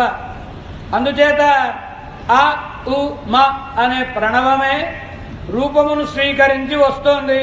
అంటే దర్శనం ఒకసారి చూపించాడు పరమ. చాలా గంభీరమైన కాండ అరణ్యకాండ. అంటే ఎవరి కథ ఇది? మన కథే. పరమాత్మ ఈ లోకంలోనికి దిగాడు. ఏమిటి అరణ్యం అంటే? శరీరం. ఈ శరీరమే అరణ్యం. ఇందులో ఉండే నాడీ మండలములే వృక్షములు, శరీరంలో ఉండే జీవులే మునులు. వీరిని అనుగ్రహించాలనుకుని పరమాత్మ ఉపాసకానుగ్రహార్థము పరమాత్మ మన హృదయంలోనికి దిగి ఉంటాడు కదా, అంగుష్ఠమాత్ర పరిమాణంతో. కనుక పరమాత్మ వీరిని అనుగ్రహించడానికి వచ్చాడు. పరమాత్మను కనుక శరణు వేడితే వీరు ఎలాంటి వారు? ఈ మునులందరూ కూడా శరణాగతి చేసిన వారు, పరమాత్మనే శరణు వేడిన వారు. ఎవరైతే పరమాత్మను శరణు వేడతారో వారు వారిని కాపాడుకునే ప్రయత్నమును చేయరు. ప్రపత్తి, శరణాగతి అంటే అర్థమేమిటి? భగవత్ ప్రవృత్తి విరోధి స్వప్రవృత్తి నివృత్తి ప్రపత్తి. ప్రపత్తి అంటే అర్థమేమిటి? భగవానుడు మనను కాపాడుటకు ఆటంకముగా ఉండు మన ప్రయత్నమును విడిచిపెట్టుట. ఇది అర్థం. ఎప్పుడైతే మన ప్రయత్నం ఆరంభించామో భగవంతుడు ఆయన ప్రయత్నం మానేస్తాడు. కనుక ఈ మునులందరూ చాలా గొప్ప తపస్సులు, చాలా శక్తి కలిగిన వాళ్ళు. వీళ్ళ యొక్క యజ్ఞ యాగాది సత్క్రియలకు రాక్షసులు వచ్చి ఆటంకం కలిగిస్తుంటే తమ తపశ్శక్తితో వాళ్ళను శపించగలరు, కానీ శపించలేరు. ఎందుచేత? తమను తాము కాపాడుకోవడం పొరపాటు, పరమాత్మయే కాపాడారు. కనుక రామచంద్రస్వామి వచ్చే వరకు ఆగి రామచంద్రస్వామి దగ్గర శరణాగతి చేశారు తప్ప కేవలం ఆయన వలన నాకు పని అవుతుంది అందుకని నేను ఆయన్ని పట్టుకోవాలి అనుకుంటే స్వార్థం. మునులు అట్లాంటి వారు కాదు. దండకారణ్యంలో ఎన్నేళ్ళు ఉన్నాడండి రామచంద్రస్వామి? 10 సంవత్సరములు. ఈ 10 సంవత్సరములు తమ కడుపులో పెట్టుకుని రామచంద్రుని తమ ఆశ్రమములలో తాము కాపాడుకున్నారు, వదలలేదు ఒక పట్టాన. 10 సంవత్సరములు తమ దగ్గరే అట్టే పెట్టుకున్నారు. మంగళాశాసన పరులు గనక, ప్రేమావస్థలో ఉన్నటువంటి వాళ్ళు గనక. అటు తర్వాత పంచవటికి వెళ్ళిన తరువాత 3 సంవత్సరములు పంచవటిలో ఉన్నాడు రామచంద్రస్వామి. అటు తర్వాత 1 ఏడాది పాటు మిగతా కాలం. అలా రామచంద్రస్వామి అరణ్యానికి వస్తుంది. ఒక అద్భుతమైన మాట చెప్తాడు నారద మహర్షి సంక్షేప రామాయణంలో. విరాధం రాక్షసం హత్వా శరభంగం దదర్శ. ఏమిటర్థం? రామచంద్రస్వామి అరణ్యంలోనికి రాగానే వాల్మీకి మహర్షి ఒక్కొక్క కాండని ఒక్కొక్క కావ్యంగా రాశారు. కనుక కావ్య ఆరంభంలో కావ్యార్థ సూచనం చేయాలి. కనుక ఆ కావ్యార్థ సూచనం చేస్తాడు ఈయన. ఏం చేస్తున్నాడు ఈయన? రామచంద్రస్వామి అరణ్యంలోకి ప్రవేశించాడు. ఏమిటా అరణ్యం? దండకారణ్యం. దండకారణ్యం అంటే అర్థం ఏమిటి? దండకుడు ఇక్ష్వాకు వంశంలో జన్మించిన ఒక రాజుగారు. ఆయన చేసిన పాపము వలన ఆయనను శపిస్తే ఆయన ఈ ప్రాంతానంతా పరిపాలించేవాడు. ఆయన నశించి మరణించి ఆ ప్రాంతం అంతా పాడుబడిపోయి అరణ్యంగా తయారైంది. అది దండకాటవి.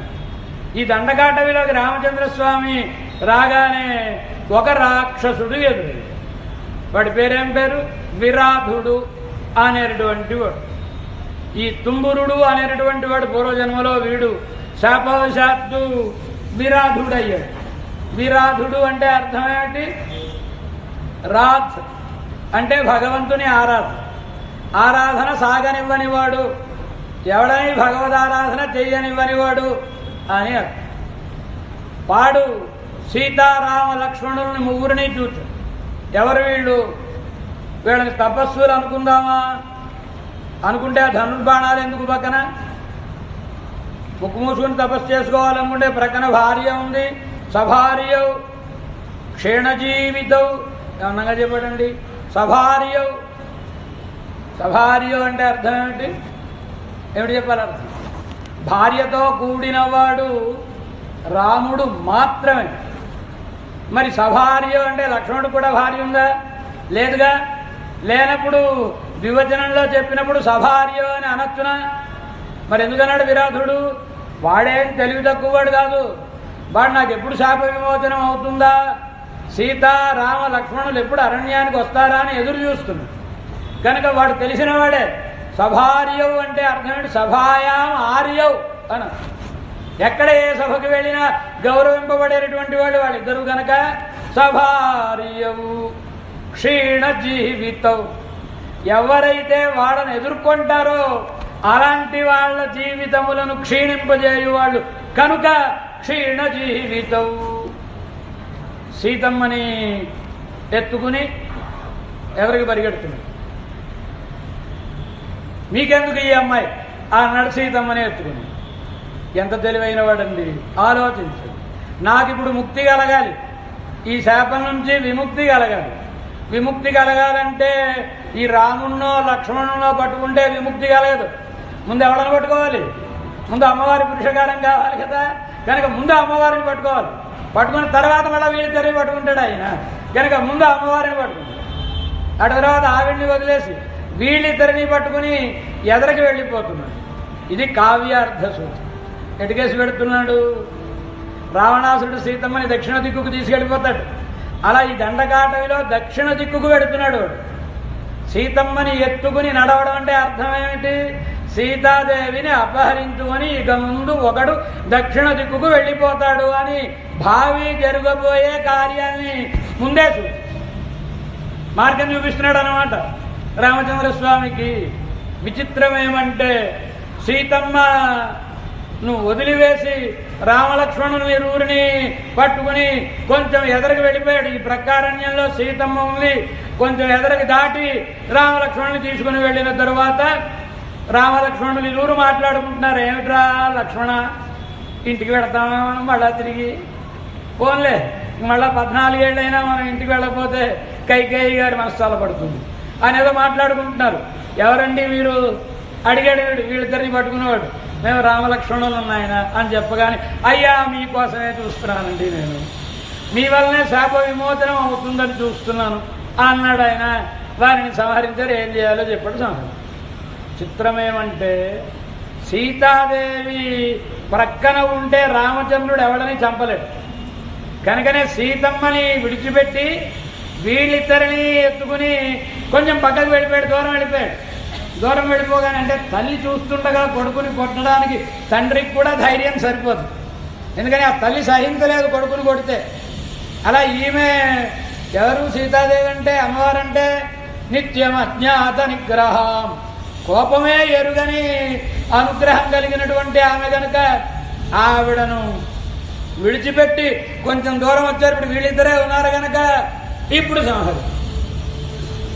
బాలి చెప్తాడు ఆ మాట. కంపుడు చాలా దేవియే పిరిక్తపోదు అంటే, రామా నాకు నీకు ఏం విరోధం లేదు, అయినా నన్ను బాణంతో కొట్టేసి. ఎందుకు కొట్టావో తెలిసినా అన్నాడు వాలి. ఎందుకని? సీతమ్మ లేదు కనుక నన్ను చంపగలిగావయ్యా. అదే సీతమ్మ పక్కన ఉంటే ఏమండి మనకి అతనికి ఏం విరోధం ఉంది?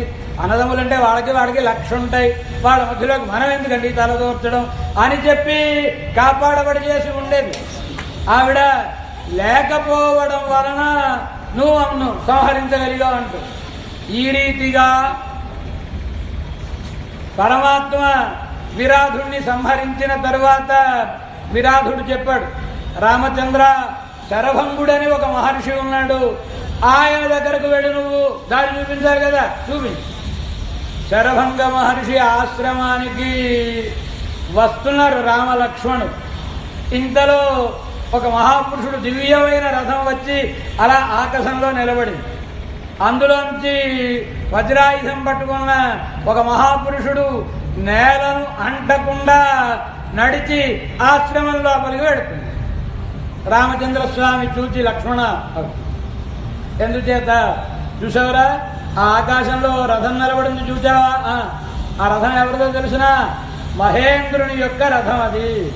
అదిగో ఆ రథం దగ్గర నిలబడ్డాడు ఒక ఆయన చూసావా? ఆయన మాతలి ఇంద్రుని యొక్క రథసారథి. ఓ మహాపురుషుడు క్రిందికి దిగి నేలనంటకుండా నడిచి లోపలికి వెళ్ళాడే ఆయన ఇంద్రుడు అని తమ్మునికి చెప్పి తాను వెంటనే వెళ్ళలేదు, తాను బయట ఉండిపోయి. ఎంత తెలివైన వాడు! ఈయన వెళ్ళకూడదు లోపల. ఎందుచేత ఈయన లోపలికి వెళ్ళాడు అనుకోండి, ఎవరైనా పరమాత్మ కనుక ఇప్పుడు పరమాత్మకి ఇంద్రుడు నమస్కరించాలా? ఇంద్రుడికి రాముడు నమస్కరించాలి. రాముడు మానవుడు, ఇంద్రుడు దేవుడు కనుక నిజానికి మానవుడుగా తానే ఇంద్రుడికి నమస్కరించాలి. కానీ ఆ ఇంద్రునికి ఈ రాముడు దేవుడని తెలుసు, పరమాత్మని తెలుసు, తాము ప్రార్థిస్తే వచ్చినవాడని తెలుసు. కనుక పరమాత్మని చూడగానే ఇంద్రుడు నమస్కరించకపోతే తన భృత్య ధర్మానికి అది విఘాతం. నమస్కరించాడు అనుకోండి పోనీ ఇంద్రుడే రామచంద్రునికి, ఏమైపోతుంది? రాముడు మానవుడు కాదు దేవుడు అని లోకంలో తెలుసుకుంటుంది. ఇంకా రావణాసురుని చంపేదాకా ఈయన మానవ భూమిక పోషణంలోనే ఉండాలి. అందుచేత మనం ఇప్పుడు వెడితే ఇబ్బందికరం కనుక బయట ఉండిపోయాడు. ఈయన ఇంద్రుడు వచ్చాడు, మాట్లాడాడు, వెళ్ళిపోయాడు. అప్పుడు సీతారామలక్ష్మణులు శరభంగుని దగ్గరకు వెళ్ళాడు. వెళ్ళిన తర్వాత రామచంద్ర, ఇప్పుడే ఇంద్రుడు వచ్చి వెళ్ళాడయ్యా. ఏమిటండి విశేషం? మహర్షి, నీవు చేసుకున్నటువంటి పుణ్యమునకు ముక్తినే పొందగలవు, నువ్వు స్వర్గలోకం నీ కోసం ఎదురు చూస్తోంది, ఏం చెయ్యి పిచ్చేయి అని ప్రార్థించడానికి వచ్చాడు. కానీ నేను మాత్రం వెంట వెళ్ళిపోలేదు సుమా రామచంద్ర. ఎందుకని? ప్రియ అతిథివి నువ్వు వస్తుంటే నేనెలా వెళ్ళిపోతానయ్యా? ఇంద్రుడితోటి వెళితే ఎక్కడి దాకా వెడతాను? స్వర్గం దాకానే వెడతాను. నిన్నే దర్శిస్తూ శరీరం విడిచిపెడితే వైకుంఠానికే వెళ్తాను. కనుక నీ కోసమని ప్రియమైన అతిథివి నువ్వు వస్తున్నావని నేను వెళ్ళలేదు నాయన అన్నాడు. ఈయన ఆవాసం త్వహమిచ్చామి ప్రతిష్టమిహ కాననే. మహర్షి, ఈ అరణ్యంలో ఎక్కడైనా ఉందాం అనుకుంటున్నాను, ఎక్కడ ఉండాలో చెప్పండి. ఉండు రామచంద్ర, నా మాటలు పూర్తిగా విను. నేను ఎంతో తపస్సు చేశాను, ఆ లోకములన్నిటినీ నీకు సమర్పిస్తాను నేను అన్నాడు శరభంగుడు రామచంద్రస్వామి. రామచంద్రుడు ఎవరండి? గుహుడి దగ్గర ఏం చెప్పాడు ఆయన? నహి వర్తే ప్రతిగ్రహే, ఎవరి దగ్గర నుంచి పుచ్చుకోవడం అనే దాన్ని స్వీకరించని వ్రతంలో ఉన్నాను అన్నాడు కదా. రామచంద్రుడు ఓ మాట చెప్తాడు, అహమే ఆహరిష్యామి సర్వాన్ లోకాన్ మహామునే. నేనే నీకు లోకాలన్నీ ఇస్తానయ్యా. ఈయన నేను పుణ్యం చేసి పుణ్యలోకములు సంపాదించుకున్నా అవన్నీ నీకు ఇస్తానంటే రామచంద్రుడు అంటాడు, నేనే లోకాలన్నీ నీకు ఇస్తాను, నాకు లోకాలు అక్కర్లేదు, ఈ అరణ్యంలో ఉండడానికి జాగా చూడు అన్నాడు రామచంద్రుడు. సుతీక్ష్ణుడు అనే మరొక మహర్షి ఉన్నాడు.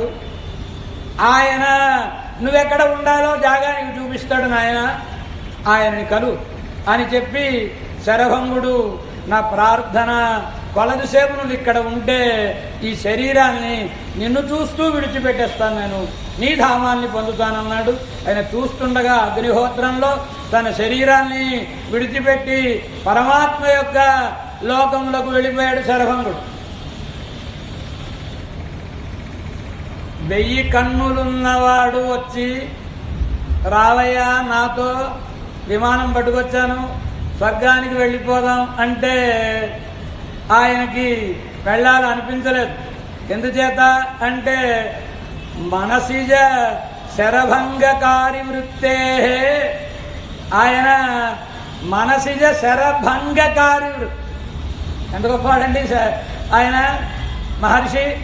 మన్మథుడు ఎలాంటి బాణాలు వేసినా ఆ బాణాల మధ్యలో తెగిపడాల్సిందే తప్ప శరభంగుడి దగ్గరికి రాలేవు. అలా జితేంద్రియుడైనటువంటి వాడు. దశరథపుత్ర శిశైవిషైవ జాత, ఆయనకి రామచంద్రుని చూడాలని కోరిక గనక 1000 నేత్రముల వాడు వచ్చి పిలిచినా వెళ్ళలేదు. రామచంద్రుడు వచ్చిన తరువాత ఆయనను సేవించి శరీరాన్ని విడిచిపెట్టి మోక్షానికి. ఇది ఆరంభం, ఆరణ్యకాండ. ఏ అందంగా చెప్పాడు మహర్షి. విరాధం రాక్షసం హత్వా శరభంగం దదర్శ. శరభంగుని దర్శించిన విశేషం ఏముందండి, అడవికి వెళ్ళాడు. అడవిలో ఆయన ఆశ్రమం ఉంది, మధ్యలో ఎవడో అడ్డొచ్చాడు, వాడిని చంపాడు, ఆయన ఆశ్రమానికి వెళ్ళాడు. మామూలు కథే. కానీ దీనికి మళ్ళా ఓ హా ఎందుకండి వాల్మీకి మహర్షి? ఆ హా పెట్టడానికి అర్థం ఉద్దేశం ఏమిటి? ఒక ధర్మాన్ని రామచంద్రుడు మాట మాట్లాడు, రామచంద్రుడు చేత చేస్తే అది ఒక ధర్మాన్ని మనకి బోధించేటటువంటిది. నేను ధర్మమును ఆచరించుతున్నాను అనుకునే ఆచరించక్కర్లేదు, ఆయన నడవడికే ధర్మమును మనకు బోధించేటటువంటిది. రిక్తహస్తేన నోపేయ రాజానం దైవతం. గురువు గారి దగ్గరికి వెళ్ళినా, ప్రభువు దగ్గరికి వెళ్ళినా, దైవం సన్నిధికి వెళ్ళినా వట్టి చేతులతో వెళ్ళకూడదు, ఏదో ఒకటి తీసుకుని వెళ్ళి సమర్పించాలి. ఇప్పుడు రామచంద్రస్వామి శరభంగుడి దగ్గరికి వెళుతుంది. శరభంగుడు ఎవరు? మహర్షి. మరి మహర్షి గారి దగ్గరికి వట్టి చేతులతో వెళ్ళొచ్చునా? వెళ్ళకూడదు. వెళ్ళకూడదంటే ఏం చేయాలి? ఏదైనా కానుక పెట్టుకెళ్ళి. ఏం కానుక పెట్టుకెళ్ళాలి? ఆ అడవిలో ఉండేది ఏ పంటైనా తెంపుకుని వెళ్ళాడు. ఆ అడవే ఆయనకి ఈయన పండు ఇవ్వడం ఏంటి? ఎలాంటిది? మనం చెరువులో సంధ్యావందనం చేయడం లేదు. మనం చెరువులో సంధ్యావందనం చేసామనుకోండి, స్నానం చేసి ఏం చేస్తాం? ఆ చెరువులో నీళ్ళే తీసి ఆ చెరువులోకే వదులుతాం, సూర్యభగవానుడికి ఒకసారి చూపించి. అలాగే ఆ అడవిలోదే, ఆయన ఆశ్రమ పరిసరాల్లోదే ఓ పండు తీసి ఆయనకి ఇస్తే కానికి ఇచ్చినట్టు ఉండదు. ఏం సమర్పించాలి? మన ఇంట్లో కాళ్ళు విరిగిపోయిన కుర్చీ, చేతులు విరిగిపోయిన కుర్చీ ఉంటే గురువుగారి ఇంటికి పంపించేయడం కాదు. గురువుగారికి ఏం సమర్పించాలో ఉపనిషత్తు చెప్పింది. ఆచార్యాయ ప్రియంధనమాహృత్య ప్రజాతంతుం మా వ్యవచ్ఛేత్సి. ఆచార్యునికి ఏది ప్రియమైన ధనమో దానిని సమర్పించారు. శరభంగునికి ఏది ప్రియం?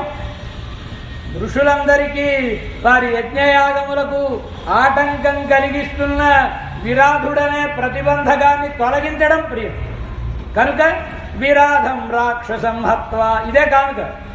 శరభంగునికి రామచంద్రస్వామి ఇచ్చిన కానుక ఏమిటి అంటే విరాధవధ అనేటువంటిది. ఇక్కడ కూడా ఒక ధర్మాన్ని పాటించారు. రామాయణం అంతా ధర్మాన్ని ప్రబోధించడం కోసమని వచ్చినటువంటి గ్రంథం. ఎక్కడ అవకాశం దొరికినా అక్కడ ధర్మాన్ని మనకి ప్రబోధిస్తూ ఉంటారు. శరభంగుని దగ్గర నుంచి సుతీక్ష్ణుడు, వీళ్ళిద్దరు మహర్షులు. ఈ ఇద్దరు మహర్షులు ఒక ఒప్పందం చేసుకున్నారు. ఏమని? పరమాత్మ రామరూపంతో వస్తాడు, ఈ అరణ్య ప్రాంతానికి వస్తాడు. వచ్చినప్పుడు శరభంగ నీ దగ్గరికి ముందు వస్తే నా దగ్గరికి పంపి, నా దగ్గరికి ముందు వస్తే నీ దగ్గరికి పంపిస్తాను. ఎందుకంటే వీరిరువురికి ముక్తి కావాలి. ముక్తి కావాలంటే మోక్షం ఇచ్చే జనార్దన, ఇంత పుణ్యం, ఆ పుణ్యానికి మోక్షం అని కొలవలేం. ఎంచేత ప్లవాక్యేతే అదృఢా యజ్ఞరూపా నధ్రువై ప్రాప్యతే అనంతమైన ఫలాన్ని పొందడానికి అంతం కలిగిన పనులు సరిపో. అది ఆయన కటాక్షం ఉంటే మనం పొందగలుగుతాం తప్ప యమేవైష వివృణుతే తేన లభ్య తస్యైష ఆత్మా వివృణుతే తనూగుం స్వ. కఠోపనిషత్తు ముండకోపనిషత్తు రెండు ఉపనిషత్తులు ఒకటే మంత్రాన్ని. పరమాత్మ లభించాలంటే తన దర్శనం కలగాలంటే ఆయన మనను వరించరు. ఆయన మనని ఎలా వరిస్తాడు? ఆయన మనని వరించాలంటే ఎవరిని వరిస్తారు? ఎవరైనా తమకు ప్రీతిపాత్రుడైన వారిని వరిస్తారు. అంటే ఆయనను మనం ప్రేమించగలిగితే ప్రియతమ ఏవహి వరణీయో భవతి అంటారు భాష్యకారు. ఆయనను ప్రేమించగలిగితే ఆయన మనని వరిస్తారు. ఆయన కటాక్షం లేకపోతే ముక్తి లభించదు. కనుకనే వీరిరువురు మాట్లాడుకున్నారు. పూర్వజన్మలో ఒక ఊళ్ళో వాళ్ళేటి వీళ్ళిద్దరు. అలా ఓ గురువు గారి దగ్గర ఇద్దరు శిష్యులు, ఈ సుతీక్ష్ణుడు శరభంగుడు అనేటటువంటి వాడు. తర్వాత జన్మలో ఈ రూపములను పొందినటువంటి వాడు. సుతీక్ష్ణుడి దగ్గరికి వెళ్ళి సుతీక్ష్ణ మహర్షి రామచంద్రునికి ఈ ఆశ్రమములను అన్నిటినీ చూపిస్తూ దండకాటవిలో ఆశ్రమములను అన్నిటినీ చూపిస్తున్నాడు. తపము చేసుకుంటున్న మహర్షులందరూ రామచంద్రస్వామి వచ్చాడు అనగానే ఎలా ఉంది రామచంద్రస్వామి దండకాటవిలోకి ప్రవేశించడం? శోభయం దండకారణ్యం దీప్తేన స్వేన తేజస. తన తేజస్సుతో నింపుకుంటూ, దండకాటం అంటే చెట్లన్నీ గుబురుగా వ్యాపించి ఉండి సూర్యరశ్మి కిందికి సోకడానికి వీలు లేనంత దట్టంగా వృక్షములన్నీ అల్లుకొని అదుపుకొని ఉండేటటువంటి దండకాటం. ఈ అడవిలోకి రామచంద్రుడు వెళ్ళేటప్పటికీ దీప్తేన స్వేన తేజస. ఈయనెవరు? రామదివాకరుడు గనక తన తేజస్సుతో యుగపదుదిత దినకర సహస్ర కిరణ తేజ అంట. సహస్ర కిరణుడు అలాంటి వాళ్ళు 1000 మంది ఏకకాలంలో ఉదయిస్తే ఎంత కాంతియో అంత కాంతి కలిగినటువంటి స్వామి అరణ్యాన్ని తన కాంతితో నింపుకుంటూ వెలిగించుకుంటూ వెడుతున్నాడు పరమాత్మ. ఎక్కడ యుగం మారిన, రూపం మారిన, స్వభావం మారు, ఋషి మారిన స్వభావం మారు. రామాయణంలో శోభయం దండకారణ్యం, భాగవతంలో స్వపదరమణం, బృందారణ్యం స్వపదరమణం. ఈయన అడుగు వేస్తే అది రమణీయం అవుతుంది. కనుక రామచంద్రస్వామి దండకాటవికి వెడుతుంటే అంతా దేదీప్యమానమైంది. మహర్షులందరూ పరమాత్మను గురించి తపమాచరించే వాళ్ళందరూ కట్టిపెట్టండి మీ తపస్సులన్నీ, లేవండి లేవండి అని ఒకరినొకరు లేపుకుంది. ఎందుకని? ఏ పరమాత్మ యొక్క రూపాన్ని మనసులో మనం భావన చేస్తున్నామో ఎంత అనుభవించినా ఇది పరోక్షానుభవం, ప్రత్యక్షానుభవం కాదు కదా. కానీ ఇప్పుడు ఆ పరమాత్మయే ప్రత్యక్షంగా ఒక రూపాన్ని స్వీకరించి వచ్చినప్పుడు ఇంకా కళ్ళు మూసుకుని ఈ లోపల అనుభవం ఎందుకు, నేరుగా సేవించచ్చును కదా, లేవండి అని అందరూ రామచంద్రస్వామి దగ్గరికి పరిగెత్తుకుని వచ్చిన వారిని రామచంద్రస్వామి చూచారు. ఈ మహర్షులందరూ రామచంద్రుణ్ణి సీతమ్మను చూచి సౌకుమార్యం సువేషత దదృశు విస్మితాకారా రామస్య వనవాసిన. రామచంద్రుడి యొక్క దివ్యమైన కాంతి, రూప సంహననం, లక్ష్మీ సౌకుమార్యం సువేషత దదృశు విస్మితాకార. ఎలా ఉన్నాడండి రామచంద్రుడు? ఇప్పుడు రామచంద్రుడు రామ దివాకరులా కనబట్టం లేదు మునుల కంటికి. తే తం సోమమివోద్యంతం దృష్ట్వా వై ధర్మచారిణ. తాను ఎంత గొప్పవాడైనా పెద్దల దగ్గర వినయాన్ని చూపించాలి. కనుక పెద్దల దగ్గర తన గొప్పతనాన్ని చూపించకూడదు. రామచంద్రస్వామి మునుల కంటికి ఎలా ఉన్నాడు? ఆయన చంద్రుడు ఉదయిస్తే ఎలా ఉంటుందో అలా తే తం సోమమివోద్యంతం దృష్ట్వా వై ధర్మచారిణ మంగళాని ప్రయుంజానా ప్రత్యగృహం దృఢవ్రతా. ఎలా ఉన్నాడు రామచంద్రుడు? రూప సంహనం. రూపం అనే మాటకి అర్థం ఏంటి? ఏ భూషణములు లేకపోయినా భూషణములను ధరించినట్లుగా ఉండే అవయవ శోభకు రూపం అని పేరు. కనుక రూప సంహననం. లక్ష్మీ ఆనందం. కాంతి ఎప్పుడు వస్తుందండి? ఆనందం వలన కాంతి వస్తుంది. ఎందుకు ఆనందం? ఇంతమంది మునిజనులను దర్శించేటప్పటికీ ఆనందం రామచంద్రస్వామికి. కనుక ఆయనను చూడగానే విస్మితాకారాహ ఏమన్నా చెప్పాడండి. విస్మితాకారాహ అంటే అర్థం ఏంటి? ఈ మునులందరూ మనసులో పరమాత్మ యొక్క దివ్యమంగళ విగ్రహాన్ని భావన చేస్తున్నారు. కానీ ఇప్పుడు రామచంద్రుణ్ణి చూడగానే వాళ్ళ మనసులలో అనిపించింది, ఇంత సుందరమైన, ఇంత సౌకుమార్యం కలిగిన ఈ దివ్యమంగళ విగ్రహంతో ఈ అడవిలోకి వచ్చేసాడే. ఈ అడవిలో మృగాలుంటాయి, మృగాల్లాంటి మానవులుంటారు. వాళ్ళందరి దృష్టి సోకితే ఎక్కడ అమంగళం కలుగుతుందో, ఏమిటి ఇంత అందం ఇలా వచ్చేసాడు పట్టుకునియనా అని భయపడి ఈ మునులందరూ ఆయనకి మంగళాన్ని ప్రయుంజాన మంగళాశాసనం చేస్తున్నారు. రామచంద్ర నువ్వు బాగుండాలి, నువ్వు బాగుండాలి అని మంగళాశాసనం. అసలు ఎందుకు వచ్చారు ఈ మునులందరూ? స్వామి మా కష్టములను పోగొట్టు అని అడగడానికి వచ్చారు.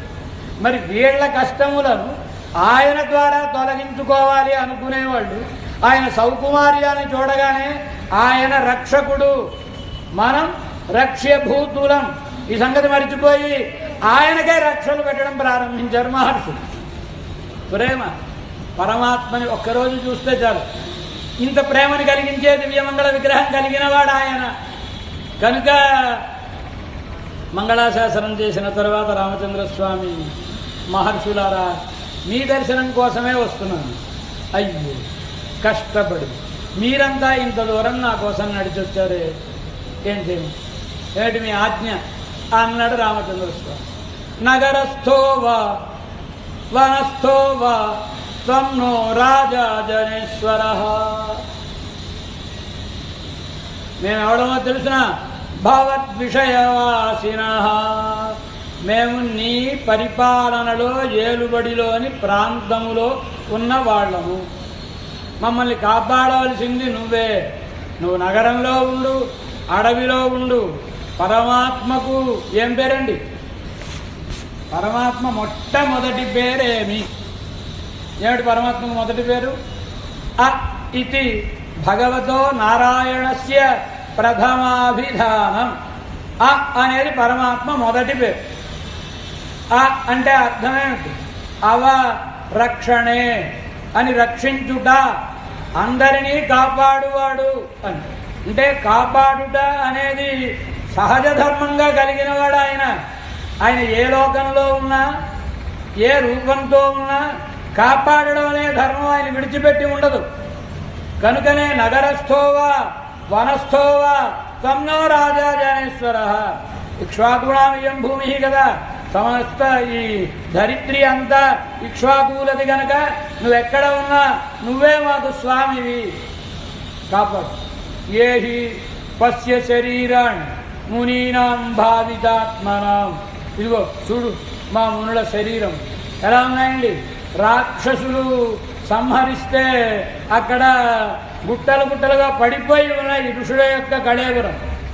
రాక్షసుల చేత బాధ పెట్టబడి వాతలు దేరి ఉన్నాయి వాళ్ళ శరీరం.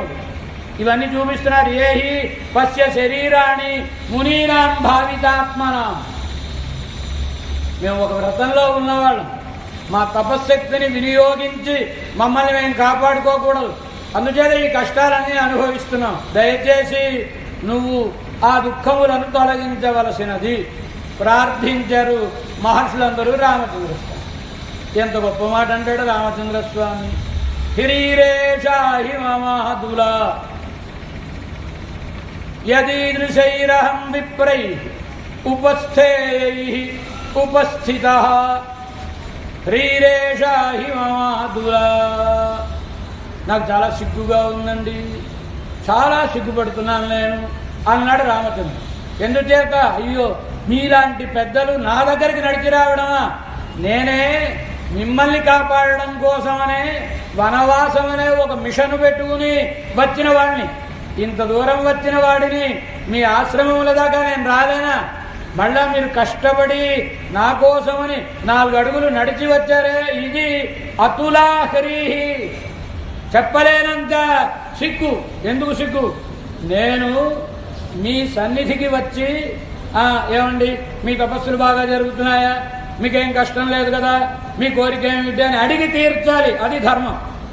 కానీ మీరే నా దగ్గరికి వచ్చి మాకు ఈ కష్టం కలిగింది తీర్చు అన్నారంటే మీరు చెప్పేదాకా మీ కష్టాన్ని గమనించకపోవడం, తీర్చకపోవడం మరి లోటే కదా. కనుక హ్రీరేషాహి మమాతులా, మీరు వేయించేస్తే సింహాసనం మీద కూర్చోబెట్టి మీ పాదముల దగ్గర కూర్చోవాలి. మీరు ఎప్పుడైనా వస్తున్నారని నాకు కబురు వచ్చిందనుకోండి, అయోధ్య నగరంలో ఏం చేయాలి, నేను పూర్ణ కుంభంతో ఉపస్థేయై ఉపస్థిత. మీరు ఎలాంటి వాళ్ళు, మీకు నేను స్వాగతం ఇవ్వాలి, ఎదుర్కొనాలి. అలాంటిది మీరే నన్ను ఎదుర్కొంటూ వచ్చారంటే ఇది నాకు చాలా సిగ్గుకరంగా ఉంది. ఆ రాక్షసులను సంహరించి నిష్కంటకంగా మిమ్ములను కాపాడగలను వాగ్దానం చేశాడు రామచంద్ర స్వామి. పెడుతుంటే సీతమ్మ ఏకాంతంలో రామచంద్ర స్వామిని చూచి, ఏమండి మీకు ఒక్క విషయం విజ్ఞాపన చేద్దాం అనుకుంటున్నాను చెప్పు అని అడిగాను. ఎంత అందంగా చెప్తుందండి సీతమ్మ. స్మారయే, ఎంత అందంగా చెప్పిందండి. స్మారయే నతు బోధయే, పాఠం చెప్పడం లేదు మీకు, మీరు మహావిద్వాంసులు చదువుకున్నవారు, గుర్తు చేస్తున్నాను, మీరు చదువుకున్న విషయాన్ని గుర్తు చేస్తున్నాను అంది. నా చెప్పు ఏమిటో. లోకంలో 3 దోషములు చాలా క్రూరమైనవి అని చెప్పబడు. మిథ్యావాక్యం పరమకం. 1 మిథ్యావాక్యం, 2వది పరస్త్రీలను చూడడం, 3వది ఏ కారణం లేకుండా అవతలి వాడిని హింసించడం. ఇవి 3 దోషాలు. రామచంద్ర, మీ గొప్పతనం నాకు తెలుసును, మీరెప్పుడూ అబద్ధం ఆడలేదు, ఆడబోరు. సంతోషం. 2వది అబే పరస్త్రీల కేసి మీరు కన్నెత్తి చూడరు. సంతోషం. కానీ 3వ దోషం కొంచెం మీకు అంటినట్టుగా అనుమానంగా ఉందండి అంది కూడా. 3వ దోషం ఏంటి? వినా వైరం చరౌద్రత. అవతలివాడు మనకేమి చెడు చెయ్యకపోయినా వాడి మీద కోపం తెచ్చుకుని వాళ్ళేదో చేసేస్తాను, నేను విషయం చెప్పు. ఇప్పుడు మీరు మునులకి అభయప్రదానం చేశారు కదా, మిమ్మల్ని కాపాడుతాను, రాక్షసుని సంహరిస్తాను అన్నారు కదా. ఆ రాక్షసులు మనకేమైనా అపకారం చేశారా? ఏం చేయలేదు. మన జోలికి వచ్చారా? లేదు. వాళ్ళు మన దగ్గరికి వచ్చారా? మనం వాళ్ళు ఉన్న చోటుకి వచ్చామా? మనమే వచ్చాం కదా. 14 ఏళ్ళు అరణ్యంలో మన వలన ఒకరికి అపకారం జరగకుండా, ఒకళ్ళ వలన మనకి అపకారం జరగకుండా జాగ్రత్తగా గడిపి మళ్ళీ అయోధ్య వెళ్ళిపోవలసిన వాళ్ళం మనం. అలాంటి మనకి ఇప్పుడు ఆ రాక్షసులతో వైరం ఎందుకండి? ఇది సీతమ్మ అడిగిన మాట. అయినా మీ తప్పు కాదులండి. మరెవడ తప్పు? అదిగో మీ భుజాన్ని వేలాడుతుందే ధనుస్సు, దాని తప్పు. ఎంచేత మనం అరణ్యానికి వచ్చిన వాళ్ళం తాపసుల్లాగా ఈ ధనుర్బాణాలు విడిచిపెట్టేసి బతకాల్సి ఉంటే మీరు ఆయుధం పట్టుకొచ్చారు చూసారా, ఆ ఆయుధం తొందర పెడుతూ ఉంటుంది. నాకేం పని చెప్పు అని అడుగుతూ ఉంటుంది. అని చాలా ప్రమాదం సుమండి ఆయుధం దగ్గరుంటే. ఓ వృత్తాంతం చెప్తాను వినండి అని ఒక చరిత్ర చెప్పింది. ఏమిటి చరిత్ర? పూర్వం ఒక మహర్షి గారు చాలా ఘోరమైన తపస్సు చేస్తుంది. భూలోకంలో ఎవడు తపస్సు చేసినా ముందు ఒడుకు పుట్టేది ఇంద్రుడు. ఎక్కడ నా ఇంద్ర పదవికి ఎసరు పెడతాడో అని భయం కనుక ఎలాగైనా ఈ తపస్సు చెడగొట్టాలనుకుని ఇంద్రుడే ఒక మాయ రూపాన్ని స్వీకరించి వచ్చి మహర్షి నేను క్షత్రియుణ్ణి, నా రాజ్యం మా దాయాదులు అపహరించారు, మళ్ళీ ఎప్పుడో సరైన కాలంలో బలగం కూడగట్టుకుని మళ్ళీ నేను వెళ్ళి నా రాజ్యాన్ని సంపాదించుకుంటాను. ఇప్పుడు తిరగాలి దేశం అంతా. ఇదిగో ఇది మాకు పూర్వీకుల నుంచి వచ్చిన వజ్రఖచ్చితమైనటువంటి ఖడ్గరాజం ఇది. ఈ ఖడ్గాన్ని నేను మళ్ళీ వచ్చేదాకా తమ దగ్గర అట్టే పెట్టండి అని మహర్షి గారిని తన ఖడ్గం దాయమని ఇచ్చాడు. ఓ అదంత భాగ్యం అనుకున్నాడు మహానుభావుడు పాపం. ఆ కత్తి తీసుకున్న తర్వాత ఈయన తపస్సు చేస్తూ కత్తి ఎక్కడ ఉంటుంది? ఆశ్రమంలో ఉంటుంది. ఈయన అక్కడ కూర్చుంటాడు, బయట చెట్టు కింద కూర్చుంటాడు. ఈయన తపస్సు చేసుకుంటున్నవాడు ఆయన ఎవరో మని నమ్మి కత్తి ఇచ్చాడు, ముందో ఎవరైనా పట్టుకుపోయారని ఓసారి మళ్ళీ ఆ కత్తికేసి చూసుకుంటూ ఉంటుంది. పాపం ఇది వరకు నిరంతరం ధ్యానం సాగేవాడికి ఇప్పుడు కాస్త ఆ ధ్యానం ఎటుకేసేవాడిని మధ్య మధ్యలో ఖడ్గం చేసి చూసేవాడు. ఇలా అయితే మనకి తపస్సు సాగు. ఏం చేయాలి? ఆ కత్తి పట్టుకొచ్చి ఒళ్ళో పెట్టుకుని ఇప్పుడు తపస్సు చేయడం ప్రారంభం. ఇప్పుడు ధ్యానం చేస్తున్న మధ్యలో ఒక్కొక్కసారి ఇలా ముట్టుకుని చూసుకుంటూ ఉండేవాడు కత్తిని. ఇప్పుడు కూడా ధ్యానం కాస్త కత్తి ధ్యానం కింద మారిపోయింది, ముట్టుకుని చూసుకుంది. సరే, మరి ఈయన ఎప్పుడో అడవికి వెళ్ళాలి, కందమూలాలు తెచ్చుకోవడానికో దర్భల కోసం తెచ్చుకోవడానికో అడవికి వెళ్ళాలి కదా. మరి అడవికి వెళ్ళేటప్పుడు ఈ కత్తిని ఆశ్రమంలో వదిలేస్తే ఎవరైనా ఎత్తుకుపోతే ప్రమాదం కనుక ఆ కత్తి పుచ్చుకునే అడవికి వెళ్ళేవాడు. కొన్ని రోజులు వెళ్ళిన తర్వాత విప్రాహ పశ్చిమ బుద్ధయ అంటే అర్థమైనట. విప్రాహ పశ్చిమ బుద్ధయ అంటే పనంతా అయిపోయిన తర్వాత అయ్యో ఇలా చేశాను కాదే అని ఆలోచన. పశ్చిమ బుద్ధి అంటే శ్రేష్టమైన బుద్ధి అనుకోండి. కనుక మనకి చేతిలో కత్తుంది, ఆ దర్భని కష్టపడి ఇలా ఆక్కుని ఈ చేతుల్ని పెట్టి ఎందుకు కష్టపడ్డాం? కత్తుంది కదా, ఈ కత్తితోటి దర్భని కోసుకోవచ్చును కదా. ఏమిటో బుద్ధి పనిచేయలేదు అనుకుని ఇప్పుడు ఈసారి వెళ్ళేటల్లా దర్భల్ని ఈ కత్తితో కోస్తారు. అయిపోయిందా? మరి 4 రోజులు అయిన తర్వాత ఈ కత్తి దర్భలను మాత్రమే కొయ్యగలదా, లేదా కొంచెం లావుగా ఉండే కొమ్మల్ని వాటిని కూడా నరకగలదా? ఈసారి ఏమైంది?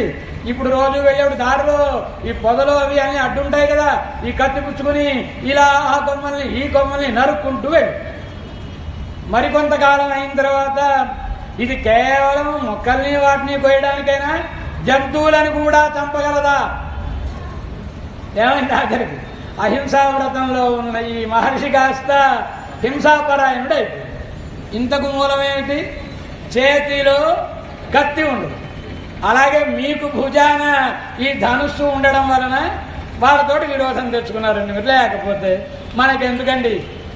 మరి మహర్షుల్ని వాళ్ళు కష్టపెడుతుంటే ఏం చేయమంటారు? ఏమండి, ఆ మహర్షులు ఈ అడవిలో వాళ్ళు, ఆ రాక్షసులు ఈ అడవిలో వాళ్ళు. వీళ్ళేదో మన్నీళ్లు తెచ్చి దేవతారాధన కోసమని అక్కడ పెట్టుకుంటారు. యజ్ఞంలో ఆరాధన కోసమని ఏ కజ్జికాయలో జిలేబీలో చేసి పెట్టుకుంటారు. పాపం ఆ రాక్షసులు అటికేసి రాగానే అవి చూడగానే నోరు ఊరుతుంది. వాళ్ళకేం మడా దడ ఆచారమా కప్పుకుని తీసుకుంటారు. వాళ్ళకేం తెలియదు కదా. దాంతో మడంతా మంట కలిసిపోయింది, వ్రతం అంతా పాడైపోయింది అని ఈ బ్రాహ్మణులకు ఉండే గొప్పతనం ఏమిటి? బాహూతి చెప్పించేశాడు. బ్రాహ్మణానం వాచవీర్యం. ఇప్పుడు వేదం చదివి నాలుగు పలచగా ఉంటుంది కనుక తిట్టిన తిట్టు తిట్టకుండా గబగబ వాళ్ళని తిట్టేస్తారు. వాళ్ళకి నాలుక మందం, వాళ్ళు తిట్టలేరు బాబు.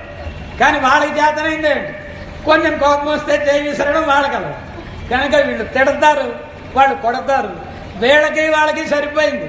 స్థానికులు వాళ్ళకి ఏవో తగాదాలు ఉంటాయి. మనం ఎక్కడి నుంచో పరాయి చోటు నుంచి వచ్చాం, మళ్ళీ వెళ్ళిపోయాడు.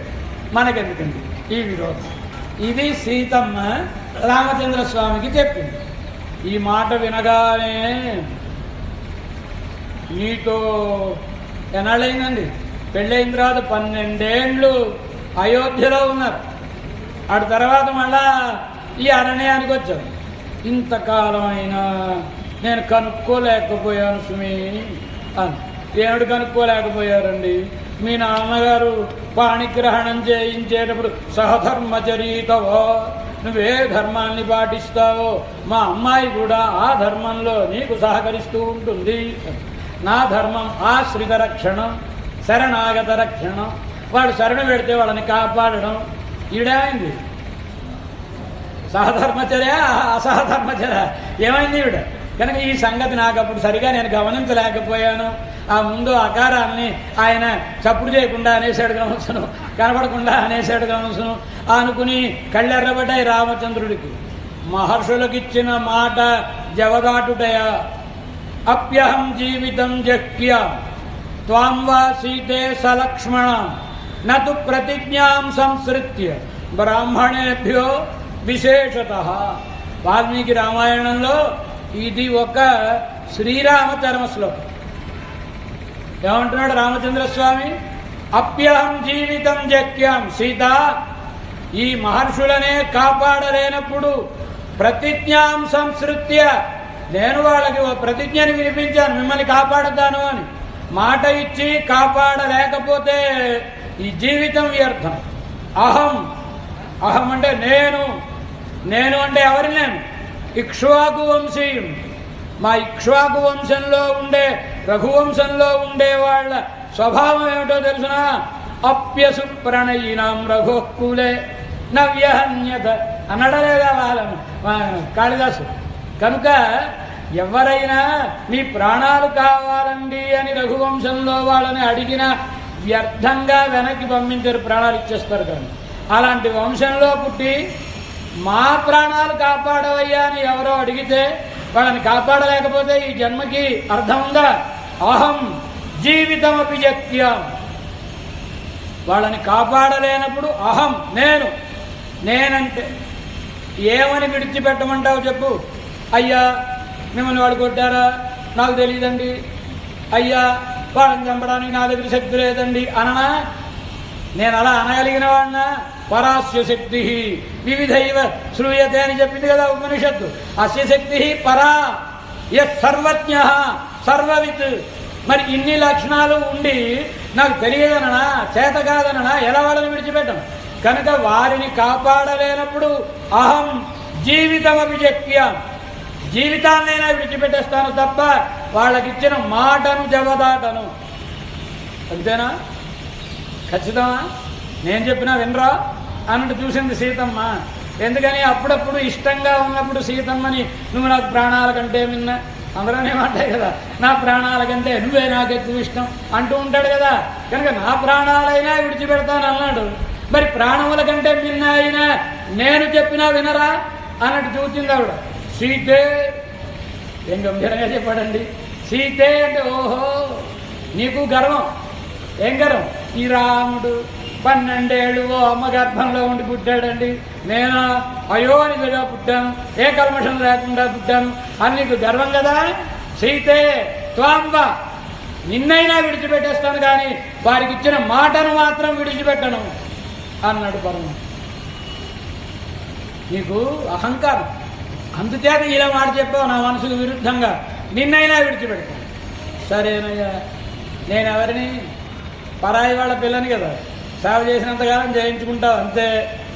కానీ నీతో పాటు వచ్చాడు ఈ తమ్ముడు, నీ దక్షిణ బాహువు లాంటి వాడు లక్ష్మణుడు. ఈ లక్ష్మణుడి చేత సిఫారసు చేయించినా వినవా అన్నట్టు ఒకసారి అలా చూసింది లక్ష్మణస్వామి కేసి, రామచంద్రుడి కేసి. సలక్ష్మణ, లక్ష్మణుడినైనా విడిచిపెడతాను, లక్ష్మణుడితో పాటుగా నిన్నైనా విడిచిపెడతాను తప్ప వారికి ఇచ్చిన మాటను మాత్రం జవదాటను. ఇది రామచంద్రస్వామి ప్రతిజ్ఞ. అసలు సీతమ్మ అలా అనొచ్చునండి? ఎవరావిడ? పురుషకార భూతురాలు. ఒకవేళ భగవంతుడు కాపాడనన్నా కాపాడండి అని చెప్పాల్సిన ఆవిడ మరి ఎందుకంటే ఇలా అడిగింది?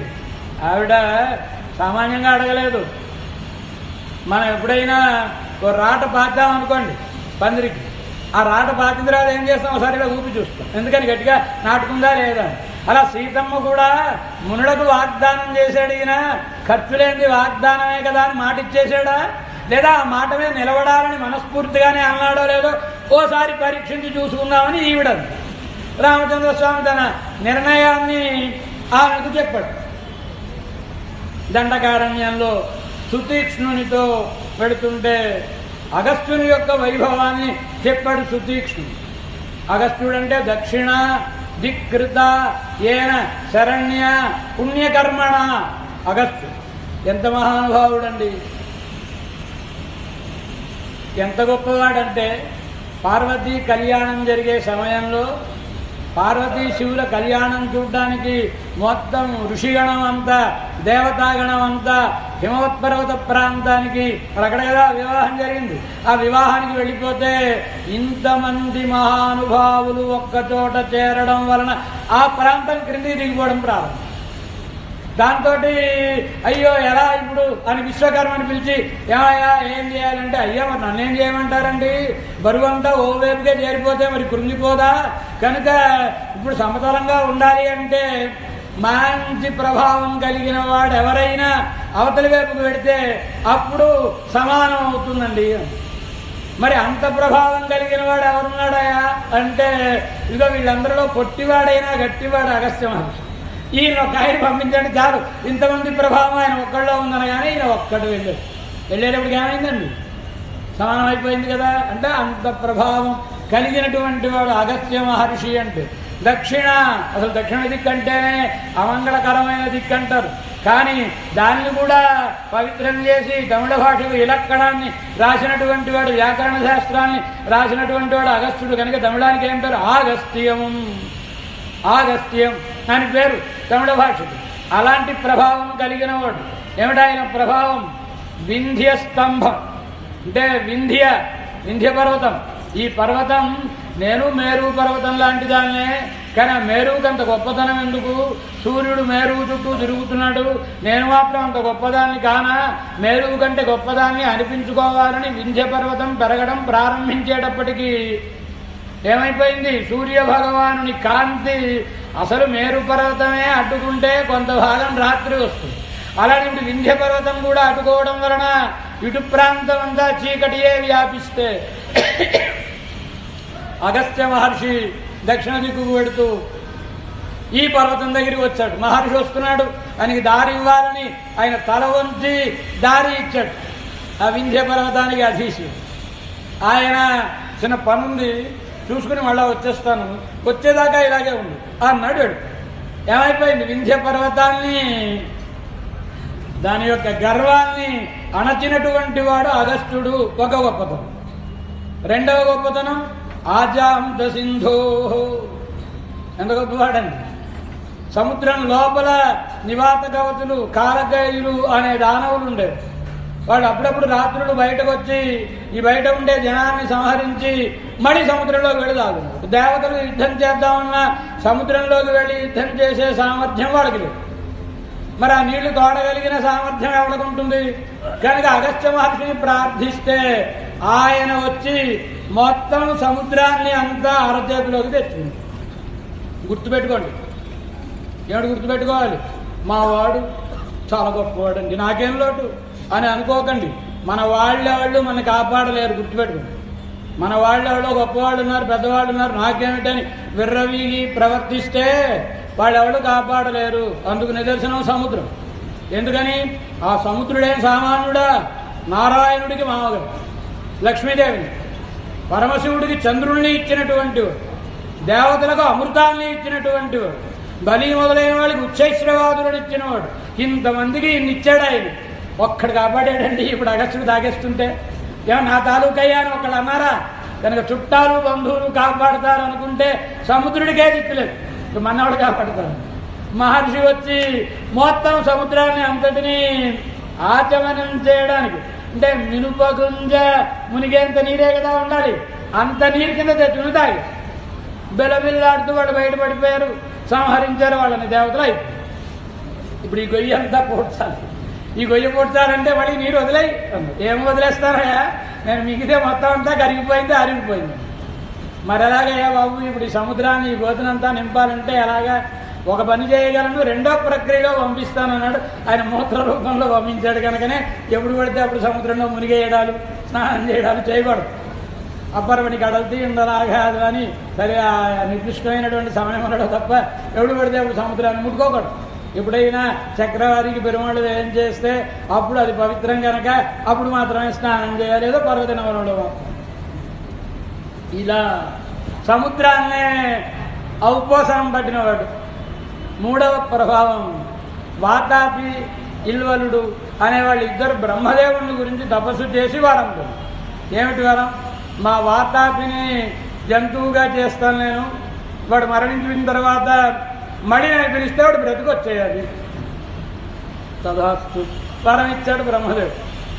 ఎవళ్ళు అడిగినా వరం ఇవ్వడమే బ్రహ్మదేవుడు పని. ఎంచేత పాపం బ్రహ్మదేవుడికి లోపం. ఏమిటి లోటు?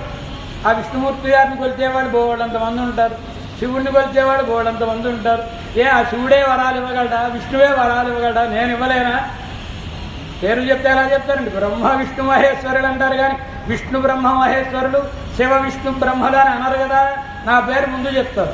కానీ ఏమిటో నాకంత పేరు ప్రతిష్టలు ఏం రాలేదు. ప్రతి వాళ్ళు వాళ్ళ దగ్గరికి వెళ్ళిపోయే వాళ్ళే, కానీ నేను మాత్రం ఏం తక్కువవాడిని కాదా అని ఈయన కూడా ఓ బోర్డు పెట్టుకున్నాడు, ఇచ్చట వరములు వసగబడును అనగానే ఆయన ప్రాణానికి ఓ భక్తుడు తయారు. వాడు బ్రహ్మదేవుని గురించి తపస్సు చేయగానే మనం మరీ ఎక్కువ ఆలస్యం చేస్తే వీడు పార్టీ మార్చేసే ప్రమాదం ఉంది కనుక వెంటనే ప్రత్యక్షం అయిపోదామని ప్రత్యక్షం అయిపోయి, భక్త నీ భక్తికి మెచ్చితిని ఏమి కావాలని, బ్రహ్మదేవ నాకొక్క 3 వరములను అనుగ్రహించు. ఒరే 30 అడిగినా ఇద్దామనుకుంటున్నాను రా, నువ్వే మొదటి భక్తుడివి, 3 అడిగావు, సుఖపెట్టావు, ఏమి కావాలనో కోరుకోము.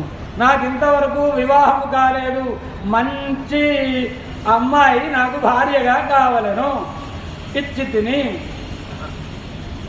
సంతానము కలగవలను, అదెంత భాగ్యం, ఇచ్చి తిని నేను మరల ఎప్పుడు పిలిస్తే అప్పుడు వచ్చి నువ్వు 3 వరములు ఇవ్వవలను. 3వ తదాస్తు అన్నాడు. సరే ఇంటికి వెళ్ళాడు, పెళ్ళయింది. వాడు ఎవడో పిల్లవాడు పుట్టాడు, వాడు వానలో ఆడుకున్నాడు. ఆడుకుంటే జలుబు చేసింది, ఎన్ని టాబ్లెట్లు వేసినా ఇంజక్షన్లు ఇచ్చినా జలుబు తీరడం లేదు, వాడు పోవడం లేదు. దాంతో బ్రహ్మదేవ వచ్చాడు, ఏమిరా నాయన మా అబ్బాయికి జలుబు ఎన్ని మందులు వేసినా తగ్గడం లేదు, వీడికి జలుబు తగ్గవలను. తదాస్తు మా ఊళ్ళో నా అనుమతి లేకుండా వాన పడకూడదు. తదాస్తు మళ్ళీ నేను ఎప్పుడు పిలిస్తే అప్పుడు వచ్చి 3 వరములు ఇవ్వవలను. ఏమైంది, వాడింట్లో చేమ చుట్టుకు అంటే బ్రహ్మగారు ఉలిక్కి పడే స్థితి వచ్చింది. ప్రతిదానికి బ్రహ్మదేవ బ్రహ్మదేవ. దాంతో జపాలు గిప్పాలు ఎగిరిపోయాయి బ్రహ్మదేవుడు. పాప ఆయన అమృతాంజనం సీసాన ఏదో రాసుకుని కూర్చోడం ప్రారంభం. ఎప్పుడో శ్రీమన్నారాయణ దగ్గరికి వెళ్ళినప్పుడు ఏమిటయా అలా విచారంగా ఉన్నావు అడిగాడు పరమాత్మ. స్వామి ఈ మధ్యన నేను కొత్త డిపార్ట్మెంట్ ఒకటి షురువు చేశాను, అందుకే అప్పటి నుంచి తలనొప్పులు ఆరంభమయ్యాయి అన్నాడు. చెప్పాడు కథ. నా ప్రాణానికి ఒక్కడు దొరికాడు, వాడొక్కడు చాలు అని. సరే ఈసారి నన్ను ఎలాగైనా బయటపడాయి అంటే ఈసారి వాడు పిలిచినప్పుడు నాకు చెప్పు. మళ్ళీ వాడు ఇంట్లో వాడిని కాల్చుకు వినేస్తున్నాడు. పిల్లలు వాడు మీ మాట బ్రహ్మదేవుడు వింటాడు కదా. ఆ కొడుకు ఎవడో వాడు 10th ఫెయిల్డ్, వాడు నాకు కలెక్టర్ ఉద్యోగం కావాలి. 10th ఫెయిల్డ్ వాడికి కలెక్టర్ ఉద్యోగం ఎక్కడి నుంచి వస్తుంది? ఆ బ్రహ్మదేవుడు మీ మాట వింటాడు కదా, మీరు చెబితే ఎందుకు చేయరు, మీకు నేనంటే పడదండి, నా కోసం ఒక్కసారైనా బ్రహ్మదేవుడిని అడిగారా మీరు అని అక్కడి నుంచి గొడవ. కూతురుకి కూతురు, కొడుకు కొడుకు, ప్రతివాళ్ళు దీంతో బ్రహ్మదేవ స్వామి కాలు వచ్చింది నాకు చెప్పాడు బ్రహ్మదేవుడు. అనగానే ఆయన కోడల కేసు చూసి సరస్వతీదేవి కేసు చూసి ఏదో చెప్పి ఆవిడ వెళ్ళి వాడి 4 మీద కూర్చుంటే బ్రహ్మదేవుడు వెళ్ళి భక్త ఏమి కావాలేను అడిగాడు. అడిగితే వీడు తలనొప్పి వచ్చేసి పిల్లలందరూ పీడిస్తుంటే స్వామి నేను ఇంకా పిలవద్దు, నువ్వు వరం ఇవ్వద్దు. తదాస్తు పెడిపోయాడు. ఈ మాట ఎప్పుడైతే దానికి కూడా మరి ఆ తెలివితేటలు ఎవరో కొందరికే ఉంటాయి కనుకనే వాళ్ళు వరాలు ఇచ్చారన్న అర్థం. మరి ఒకళ్ళని చూసి మనం కూడా సిద్ధపడిపోతే ఇలా ఉంది కనుక బ్రహ్మదేవుడిని ఎవడైనా వరం అడిగితే ఈ అడిగిన వరం ఇవ్వకపోతే రేపటి నుంచి మన ఎవడు గోలవడు అవసరం భయం అయ్యాడు. వాడు అడిగితే ఇచ్చేశాడు. భాగవతంలో మందలిస్తాడు పరమాత్మ బ్రహ్మదేవుడిని, ఇలా ఇచ్చేయకూడదయా వరాలు, ఎవడు పడితే వాడికి.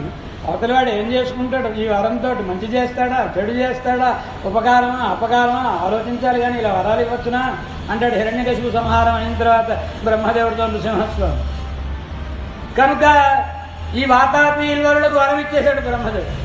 ఇప్పుడు వీళ్ళ పని ఏంటి, అరణ్యంలో ఎవరైనా కొత్తగా అరణ్యానికి బ్రాహ్మణులు కానీ ఋషులు కానీ వస్తే వీడు కూడా బ్రాహ్మణ వేషం వేసుకుని ఈ ఇల్వలుడు అయ్యా తమరు మా ఇంటికి విందుకు వేయం చేయాలి అని ప్రార్థన. రాగానే వాతాపిని మేకను చేసి వాడిని వండేసి పెట్టాడు. ఆయన ఆరగించిన తర్వాత సాపాటు అయిపోయిన తర్వాత వాతాపే ఆగచ్చ అని వీడు పిలవగానే పొట్ట తీర్చుకుని వాడు రావాలి. ఇద్దరు కలిసి ఇది పని.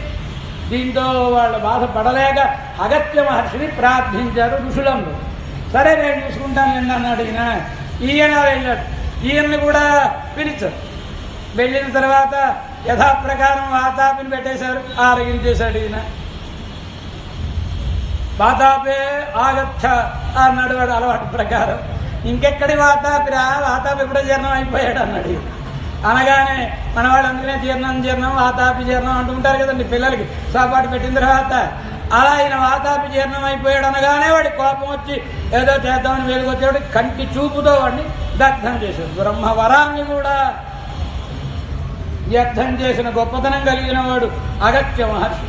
ఇలాంటి గొప్పతనం కలిగిన వాడు కనుక ఆయన ఉన్న దిక్కు గౌరవ్యమైనటువంటిది, పూజనీయమైనటువంటిది అని అగస్త్య మహర్షి దర్శనానికి వెళ్ళాడు రామచంద్రస్వామి. అగస్త్యుడు చాలా గొప్ప మాటలు చెప్పాడు. నాయన, సీతమ్మ లోకంలో ఉండే స్త్రీలకు ఉండే లోపములేవీ లేని ఆమె, చాలా గొప్ప ఆమె అన్నాడు. రామచంద్రస్వామి శివసమర్భంగం చేసి వచ్చేటప్పుడు పరశురాముడు వచ్చి వైష్ణవ చాపమునిచ్చి ఎక్కుపెట్టమన్నాడు. అనగానే రామచంద్రస్వామి బాణం ఎక్కుపెట్టాడు కదా, ఆ ధనుస్సును అక్కడనే అదృశ్య రూపంలో ఉన్న వరుణునికి ఇచ్చేశాడు. అవసరం లేదు ఆ ధనుస్సుతో. ఇప్పుడిక రావణ సంహారానికి ఆ ధనుస్సు అవసరం కనుక అగస్త్యుడి దగ్గర వరుణుడు పెట్టాడు ఆ ధనుస్సు. మళ్ళా అగస్త్య మహర్షి ఆ ధనుస్సును దివ్యాస్త్రములను రామచంద్రస్వామికి అప్పచెప్పాడు. ఇక దుష్ట నిరాశం అవసరం కనుక పరమాత్మకి. అలా అగస్త్య మహర్షి దగ్గర నుంచి వచ్చిన తరువాత పంచవటిలో సీతారామ లక్ష్మణులు మూరు ఉన్నటువంటి సమయంలో జటాయువు అనే ఆయన వచ్చి, నాయన, నేను మీ నాన్నగారికి స్నేహితుడు, మీరు ఏమైనా కందమూలముల కోసమని ఈ ఆశ్రమం విడిచిపెట్టి బయటకు వెళ్ళినప్పుడు సీతమ్మ ఒక్కతే ఉంటుంది. ఈ ప్రాంతం అంతా రాక్షసులతో నిండి ఉన్న ప్రాంతం. వాళ్ళు కపటులు, మాయావులు, వాళ్ళ వలన ఏ ప్రమాదమైనా కలగచ్చును. కలగకుండా నేను కాపాడుతూ ఉంటాను నాయన, మీ తండ్రి గారి లాంటి వాడిని ఉంటాను, ఉండండి అని గమనించి. ఎప్పుడైనా ఒక మాట నోటిలోంచి బయటకు వచ్చింది అనుకోండి, మనం ఏ భావనతోటి అన్నా అది సత్యమైపోయే ప్రమాదం ఉంది. ఏమన్నాడినా, మీరిరువురు లేనప్పుడు, ఏ రాక్షసులైనా వచ్చినప్పుడు ఈవిడికి ప్రమాదం కలగకుండా నేను కాపాడుతాను అన్నాడు. కనుక వీళ్ళు లేని సమయం ఒకటి ఏర్పడి, రాక్షసుడు ఎత్తుకుపోయే సమయం ఒకటి ఏర్పడి, ఈయన కాపాడాల్సిన అగత్యం ఏర్పడింది కదా. కనుక ఆ మాట మనం ఓ మాట అనేస్తే అది ఆ తర్వాత పైన దేవతలు తథాస్తు దేవతలు ఉంటారు కనుక ఇప్పుడు శుభమయ పలుకు శుభమయ పలుకు పైన తథాస్తు దేవతలు ఉంటారు అంటారు మన వాళ్ళు. ఇదే కారణం. జటాయువు వచ్చాడు, వారి దగ్గర ఉన్నాడు. ఇది వృత్తి.